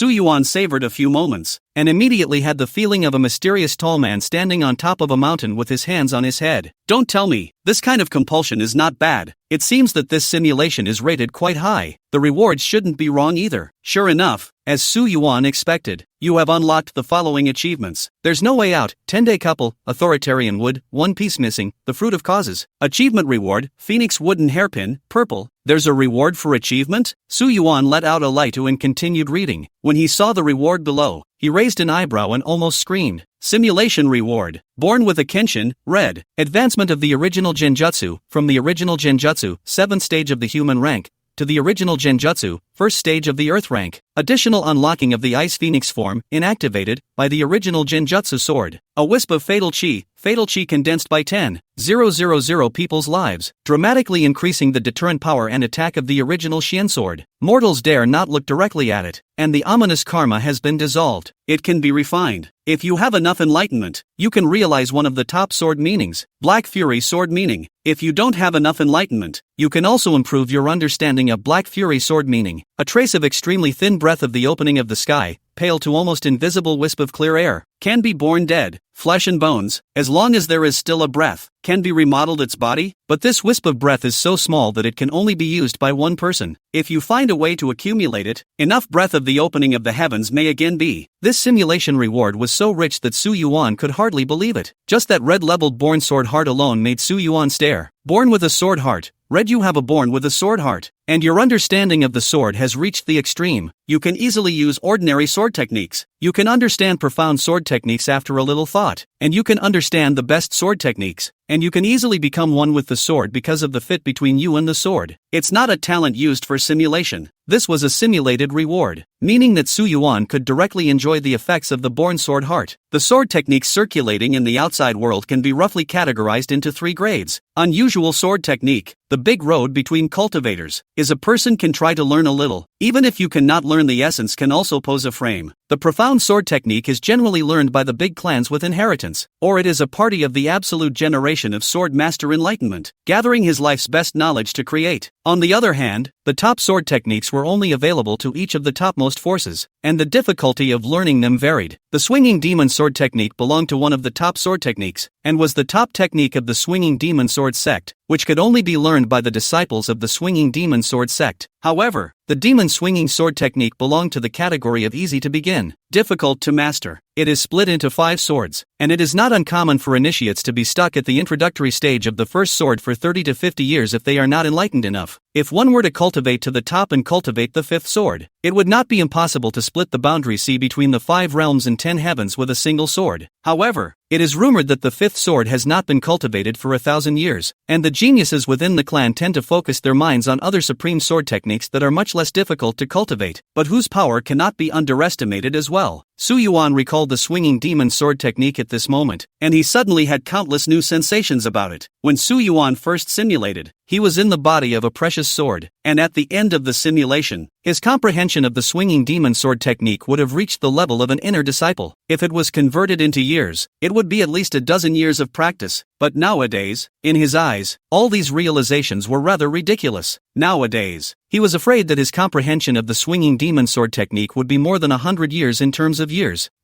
This born sword heart is also too terrifying. Su Yuan couldn't wait to immediately call out his intrinsic Xian sword to dance a few steps in the courtyard. Nowadays, it was not too much to call him a sword technique expert just to say that he had comprehended it. The benevolent Xian sword has also crossed over to the earth rank. A small sharp sword flew out of Su Yuan's palm. The small sword was crystal clear and glistening with blue light, but at the moment, the blue light was rather faint, as if it had just crossed into the earth rank. The 3 grades of the native Xian sword of heaven, earth, and man, corresponding to the 3 colors of purple, blue, and green. Once the Xian sword was cultivated, without relying on cultivation, one could fight with cultivators of the same level just by relying on their own Xian sword. If one exploded their cultivation, a cultivator of the same level would not be worth mentioning at all, unless those disciples who also came from top-tier sects could only be slightly recruited. Therefore, the Dang Demon Sword sect's method of practicing the original Xianjian has always been regarded as the foundation of the sect. Without the original Xianjian, there is no Dang Demon Sword sect's existence. The azure blue origin Xian sword turned over slightly in Su Yuan's hand and turned into a normal sword size. It's just that the origin Xian sword is not made of gold or iron, but is a virtual condensed object. Su Yuan scrutinized his own Xian sword, thinking about the meaning of the 3rd item of the simulation reward. This Xian sword additionally unlocks the Ice Phoenix form, not activated. According to the method of the benevolent Xian sword that he had practiced, it never said that the benevolent Xian sword had other forms. An essence Xian sword was not an essence Xian sword. Where was the ice phoenix form? Just as Su Yuan was wondering, he suddenly saw that a small hole had been added to the side of the sword body below the hilt of the origin Xian sword. The small holes don't look like they were chiseled out later. It looked natural, as if it had been built together with the original Xian sword. The small holes are only the size of a thumb cap and round. Looking at its shape, it looks like some kind of round object is inlaid on it. This can't be the method to unlock it, right? Horrified thoughts flashed through Su Yuan's mind. The benevolent Xian sword was originally a heaven-defying battle method for them. If another form could be opened, wouldn't it be heavenly plus heavenly, turning the world upside down? Chapter 14, The First Sword of Swinging Demons. The more Su Yuan thought about it, the more he felt it was so. Ice Phoenix form. He rubbed the innate Xian sword that had condensed out of thin air in his hand and thought about the glimpse of the silhouette on the sea cliff that he had simulated this time. The connection between the two is very relevant. A hope rose in his heart for no apparent reason. Perhaps there was a chance that he would see Ling Frost again? Thoughts he had pressed to the bottom of his heart burst forth anew. If that was still possible, he might actually be willing to put up a fight, no matter how remote this probability is. I just hope that when the time comes, if we do see it, could she still recognize herself? That wisp of baleful chi was summoned by Su Yuan, and an additional faint bloodstained chi was created outside the origin Xian sword. The sound of wailing was faintly heard in the blood aura, and just by standing in front of it, one felt a chilling sensation pummeling one's face. It took 10,000 lives to condense such a small amount of blood. The first time he simulated getting this strand of baneful chi, Su Yuan noticed that there was also ominous karma attached to it. Now it was a vague understanding of what this ominous karma was useful for. Looking at the strand of baleful chi, Su Yuan pondered for a moment. It did not immediately refine it. Rather, it was the final reward that caused Su Yuan to face a nostalgic look. The breath of open heaven. It's a pity that it's just an extremely thin strand of the breath of open heaven. This healing effect is indeed amazing, but can it only be used for healing? Su Yuan couldn't help but look at that second half of the sentence. If it can be built up? Having had a simulation experience, Su Yuan deeply understood that the breath of the opening of the heavens was not an unusual spirit. If there was no corresponding container, he was afraid that it would be extremely difficult to accumulate. Even the immortal sword body in his simulation began to leak endlessly after moving it once. This extremely thin strand of the breath of the opening of the heavens was placed in his hands, and he was afraid that it would be extremely difficult to accumulate it. And if you want to accumulate, the time required is also feared to be not short, at least in terms of 100 years. But as hard as this thing is, the payoff is extremely scary. He could be considered to have personally experienced the effects of the breath of the open sky. The second simulation of the saint, he estimated the strength to be about the 7th order of the 5 realms and 10 heavens. The 5 worlds and 10 heavens are not one world. It is the fusion, division and refusion of many worlds after several great wars to form the present pattern, a realm of 1 to high sects. It was difficult to count the different cultivation methods within the many worlds. The most common ones such as the method of forging the body, the method of cultivating immortality, the method of cultivating chi, and the method of Buddha's wish, which are all great paths. There are also uncommon minor paths that specialize in ghost methods, storing phantoms, and so on. The different cultivation methods are too cluttered in separate categories. Therefore, the 5 realms and 10 heavenly places are unified by the equal order division method. From the 1st to the 9th rank, broadly speaking, the higher the rank, the stronger the strength. Cultivation of a road. The same path, the size of the road is often a difference in form. It's all about cultivating yourself first, then working from the inside out and outward. Therefore, the 1st to the 3rd order is the basic stage of cultivating the already body. For example, in the method of forging the body corresponds to forging the body, the latter day, the first day. In the method of immortal cultivation, it corresponds to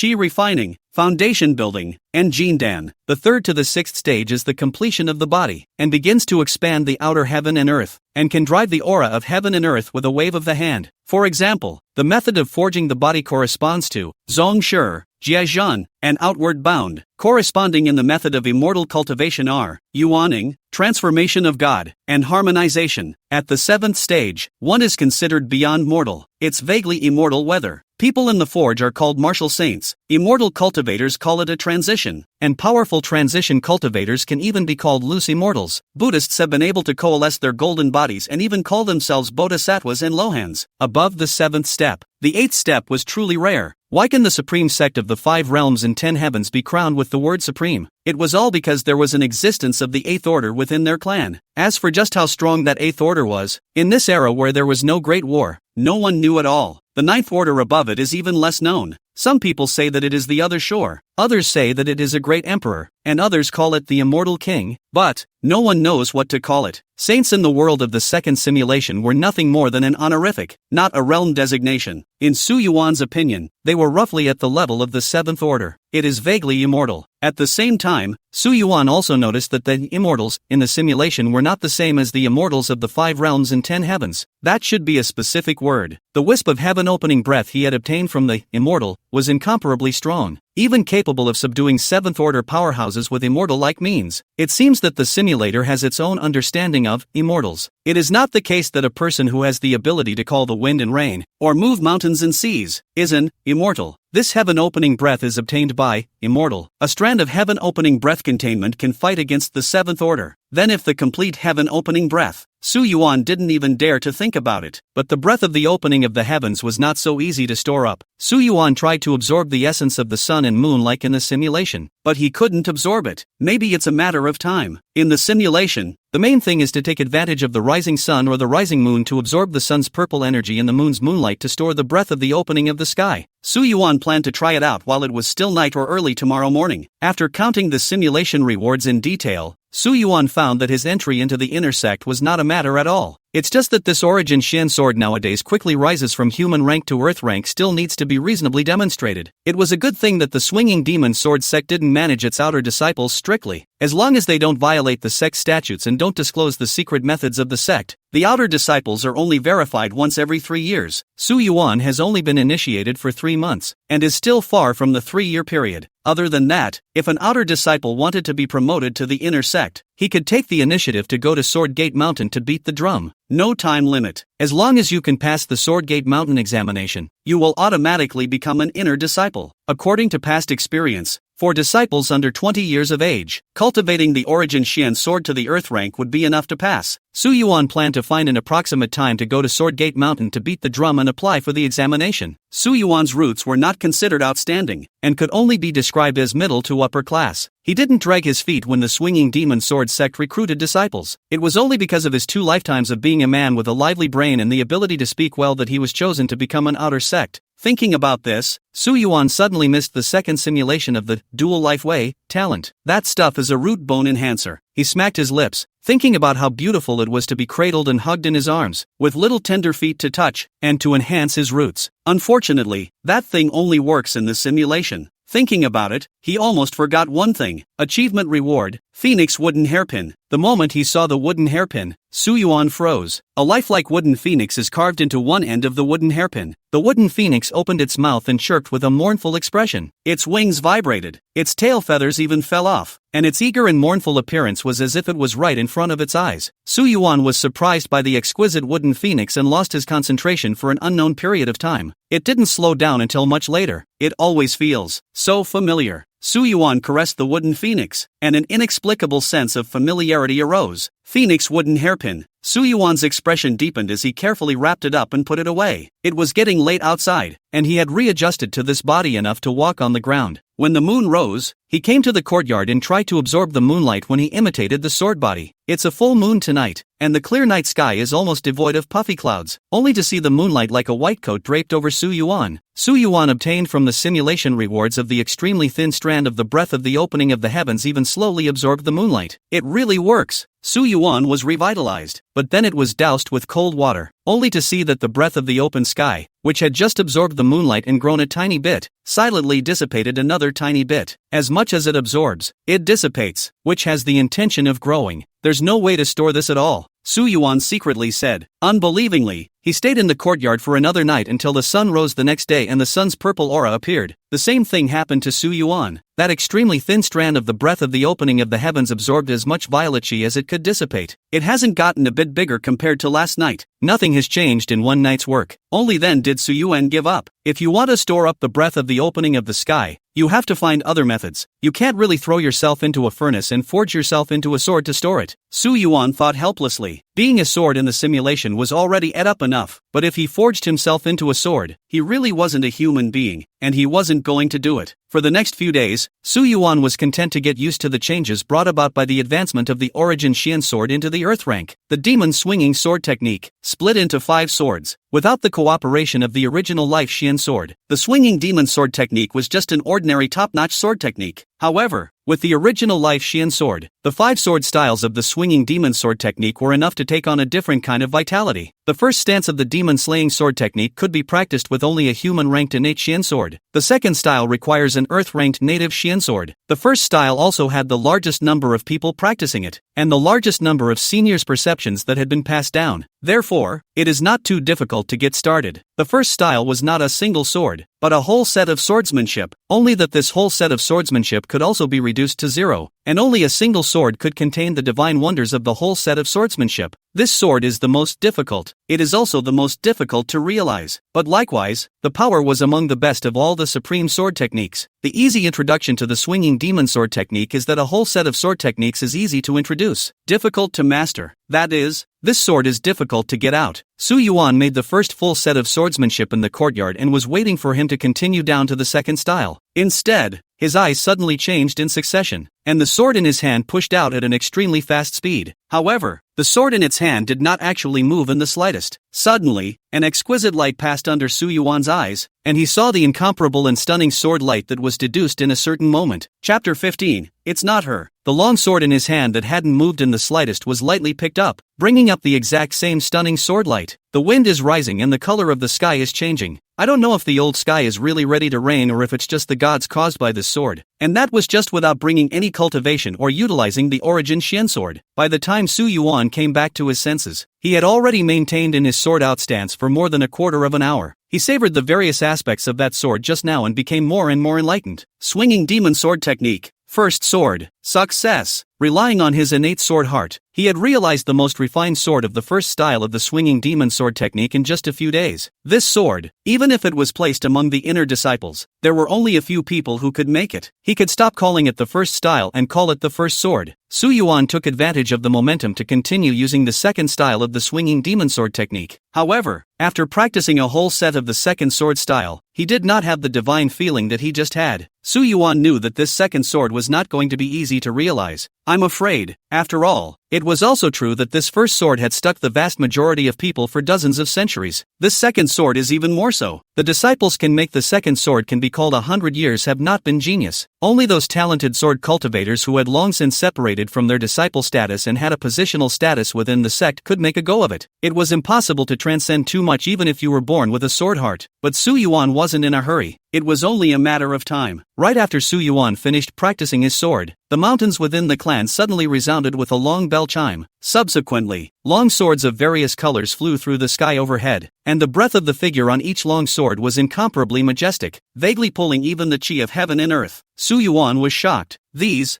I'm afraid, were not all great powers who were approaching the 7th order or even the 7th order. With such a large number of great powers, it was as if the swinging demon sword sect had come out in full force. They occupied all the tight peaks as if they were enemies. The entire inner and outer gates were covered by a tense atmosphere. It seems that something extraordinary must have happened with that bell, Su Yuan thought secretly. In a painting drawn by sword intent etchings on the back mountain of the swinging demon sword sect, an ink painting with an ethereal immortal aura was drawn. In that ink painting, there were two Taoist-like existences, a man and a woman, swirling in the river. The man was handsome and the woman was virtuous and elegant, looking no more than 30 years old. The faces of the two men were carved out of sword marks, but they were extremely evocative, and a wisp of divinity was enough to mesmerize everyone in the sword Tao. After the bell rang, the two men's faces changed and their lips slowly moved. The stars in the sky, brightened by one. Oh, another fellow traveler outside the 5 realms and 10 heavens? I'm afraid it's not just that. The Star Opinion Network road is trembling, and even the star map of the sky viewing platform has been deflected, which triggered the bell. It seems to be a restless lord. It's rare and rare. A few other supreme clans have just become aware of it. This change in the heavens can't be hidden from anyone. Now that we know the reason, there's no need to be so nervous. As the conversation between the two ended, a dark decree was sent out from here, and the turmoil within the swinging demon sword sect caused by the sound of the bell was quickly restored to its original state again. Su Yuan saw the countless flying swords that had just flown past flying back in the direction they came from. The vastness of the breath coming and going twice in the sky was truly alarming, and Su Yuan didn't know why, but inexplicably, his mind moved. Thought of something, took out that phoenix wood hairpin, looked at the phoenix on the head of the hairpin, some nostalgia in the bottom of his eyes. He rubbed the phoenix's head and mentally chanted the name before putting it away. On this day, Su Yuan was invited to accompany a few of his fellow disciples to the lake not far from the mountain gate. The big lake leans on 3 or 2 short mountains, and the pavilion on the lake is good. Su Yuan strolled on the lake corridor. Heaven and earth a light mist, smoke and rain, the mountains and water a color. Hidden, the surface of the lake was like a mirror, reflecting the color of the water between heaven and earth. Su Yuan remembered that tiny figure again. Just as he was gazing at the lake in the distance, his afterglow noticed a figure walking behind him. The figure was small and slender, standing in a pavilion, and the familiarity caused a momentary trance to flash across Su Yuan's eyes. Dazedly looking at that back walking away, Su Yuan then came back to his senses and hurriedly chased after him with quick steps. But as he got closer, he slowed his pace again. Afraid of startling the man in front of him, he straightened out his lapel, before striding forward to continue walking, but his speed was 1 point faster than that front back. He crossed over the porch bridge that allowed 2 people to stand side by side as if nothing had happened. He happened to glance sideways as the slender figure was crossed. The owner of that slender figure also raised his eyes to him. The two were side by side on the veranda bridge, their eyes intertwined right in the middle. It was just that after his eyes intertwined and he saw the face, a trace of disappointment inevitably flowed out of Su Yuan's eyes. Not her. That person's face is pretty. Watery eyesight turned between extraordinarily spiritual, delicate face a look of untutored innocence. She looked at Su Yuan with slight curiosity. Su Yuan, however, hastily averted his eyes. She couldn't help but purse her lips and laugh lightly, a hint of cunning appearing under her eyes. Does this gentleman have something to do? Is it possible that he wants to invite me to go to the mountain watching house in front of him? Su Yuan originally wanted to be silent and leave as if he had brushed past, but he didn't expect this little girl to take the initiative to open her mouth. He couldn't help but show a hint of embarrassment on his face. Not. But on second thought, it would be too embarrassing to deny it out of hand when people are talking like that. Might as well give each other a leg up along the way. He changed his words again. If the girl is willing, can she go to Wangshan building to sip a cup of tea to enjoy the view of this lake? I don't know what the girl in front of me thinks. She bristled, seemingly a little dissatisfied with Su Yuan's performance, and reluctantly said, "It's not on." Su Yuan didn't think about it. He just thought about drinking a cup of tea as an apology and then finding an excuse to leave. So he nodded and reached out. "Please," with a shallow smile. She similarly bowed and smiled coquettishly. "Your Excellency, please, come to the center of the lake looking at the mountain building." Su Yuan in the 3rd floor to find a secluded window seat. Let the second on a pot of local tea mountain out of the good tea. I didn't expect the little girl to reach out and stop the second, letting the second serve the boss's bottom of the box Mingxian tea. Is the girl a local? Su Yuan asked curiously. Sort of, just happened to be boarding here and had nothing to do but take a walk on the lake. She sat obediently on the other side and raised her eyes to look at Su Yuan. When the tea came up, the two of them had a word or two while savoring this local Mingxian tea while looking out the window at the color of the landscape. Smoke and rain in the mist. Although the landscape is not too comprehensive to see, but there is a different flavor. Indescribable emotions lingered. Even Su Yuan's tone was much more despondent. This tea is good. That's right. People live a life, eat and drink well, so as not to waste this life. That's an open-minded notion. Su Yuan couldn't help but laugh softly along with him, and his despondency washed away quite a bit. The topic of conversation also increased, laughing and chatting for most of the day, until the sparse lights on the lake realized that it was getting late. Su Yuan used that as exactly the excuse he was planning to slip away. Unexpectedly, without waiting for Su Yuan to speak, the girl took the lead and asked, "Whose shadow did the prince see when he first saw Z-Kite?" Seeing Su Yuan's surprised look, the girl named Z-Kite skimmed her lips again. "That lost look of yours is obvious to anyone." Su Yuan was not good at pretending anymore. "Ah ha ha," was almost thought to have met a friend. Z-Kite bristled again, his eyes slanting over. "Say is a friend. In fact, is the person who likes it, right? If it is like, and what cannot be generously set out. Fair lady, gentleman good martyred." The story of talent and beauty this year everyone has seen a lot, not that exaggerated. Su Yuan was instead somewhat overwhelmed by what she said for a moment. Only, it's just a thought. He looked slightly forlorn, or, it wouldn't be too much of a stretch to call it a phantom, but then Su Yuan's complexion perked up. In fact, there was no regret, just that occasionally I still think of one or two. Let Z-Kite girl see you laugh. The corner of Z-Kite's mouth lifted up in a wry smile. is there really no regret? Again, she sighed as she thought of something and her eyes were despondent. You men, consciously have no regrets, but do not know. Often the woman waited for the liver and guts, until the sea withered. Seeing that she didn't know what she was immersed in, Su Yuan asked tentatively, Miss Z-Kite doesn't look too old. Did you not read a lot of books? To hell with you. Z-Kite's face rose a bright red. Su Yuan, who had pulled back a city, laughed loudly and was in a much more comfortable mood. Chapter 16, Drumming at Jianmen Mountain. Z-Kite lightly bit her red lips and glared at him. Mr. Su, after a day, after a month, after a year, you may not feel regret, but 10 years from now, 100 years from now, when you think of her, will there still be no trace of regret in your heart? Su Yuan was stunned, and the hand that was lifting the teacup stopped in midair. The window was tinged with the fog of night, mixed with the lights of distant lakeside homes, vaguely composed of a face with its head bowed and smiling daintily. She embraced a long sword in her sidearms, her eyes full of pity and contentment. She opened her lips slightly, seemingly calling out for something. The face made of mist seemed to sense something and raised its eyes towards Su Yuan, but her eyes were full of sadness, and she opened her mouth with pathos. That's a clear, don't come over here. Leaving behind an unwilling but determined sight, she resolutely turned her head away, only able to see her green silk, which had spilled like water, swaying slightly, the back under the green silk, close but indistinct. It could be gone at any time. Su Yuan's mind shook, and the teacup in his hand broke within an inch of its life, leaking tea and pieces of the teacup all over. When he tried to seek the face made of mist again, he saw that the mist had changed its form and nothing was left. He looked down, puzzled. It's clear that the most perfect ending possible has been reached. Obviously there are no more regrets. It was clear that she was able to stand on her own and didn't need to rely on anything anymore. What else could he not let go of? These days he was able to keep it to himself and act as if nothing had happened. If, 10 years later, 100 years later, he marries and has a wife and children, a family of his own, a life of his own, look back at this paragraph again. Is he still at peace with it? Whether to laugh it off or look back in despair, that's just a simulation. He would have said so to himself, but under Z-Kite's sharp gaze, he could no longer deceive himself as he did when he was alone. As the simulation ends, that aftertaste is like a fairy brew that gets mellower and mellower. His loss, his frustration. In his search he thought it was her and went after her. It's all just repressed thoughts. He smiled bitterly. It's my cocoon. Maybe I won't be trapped in this if I face it frankly. Z-Kite observed the man with a complicated look. The faint touch of sentimentality in the man was not faked. The way he gazed out the window had even more tenderness, nostalgia and loss that she could hardly understand. It would be difficult for those brilliantly written novels to describe the full extent of the sentiment if they had not seen it with their own eyes. Suddenly, a twinge of envy grew in her heart. That's nice. She couldn't help but read low. Gongzi has been so. That person is afraid not several times more sentimental than Gongzi. The regret in her heart is only 100 times more than Gongzi. The fog in front of Su Yuan's eyes is going to flip and change again, and the lone figure on the edge of the choppy cliff is standing on the edge of the cliff, staring at it without a god, for a long time. But Su Yuan's attention was sucked away by Z-Kite's next words. When he looked back again, he realized that the fog were half changed, but it was just his own hallucination. 5 worlds in 10 days and the people think is the center of heaven and earth. In fact, in addition to the 5 worlds in 10 days, there are more vast as the sea countless worlds, thousands of worlds, as many as the busy sand. As long as you can cross into the 7th stage, will be able to cross the border, even if the barrier between the worlds cannot be blocked. This creates countless possibilities. Even if the person you are thinking of is not in the 5 realms and 10 heavens, you can cross the layers of the realm and see sense, even if it is difficult to find her. If one day Z-Kite meets the person for whom he is willing to give everything, Z-Kite will do so. With that, she got up and was about to leave. Drop a line on the way out. Otherwise, if I were to remember what had happened 10 years later, 100 years later, I would certainly be so remorseful that I couldn't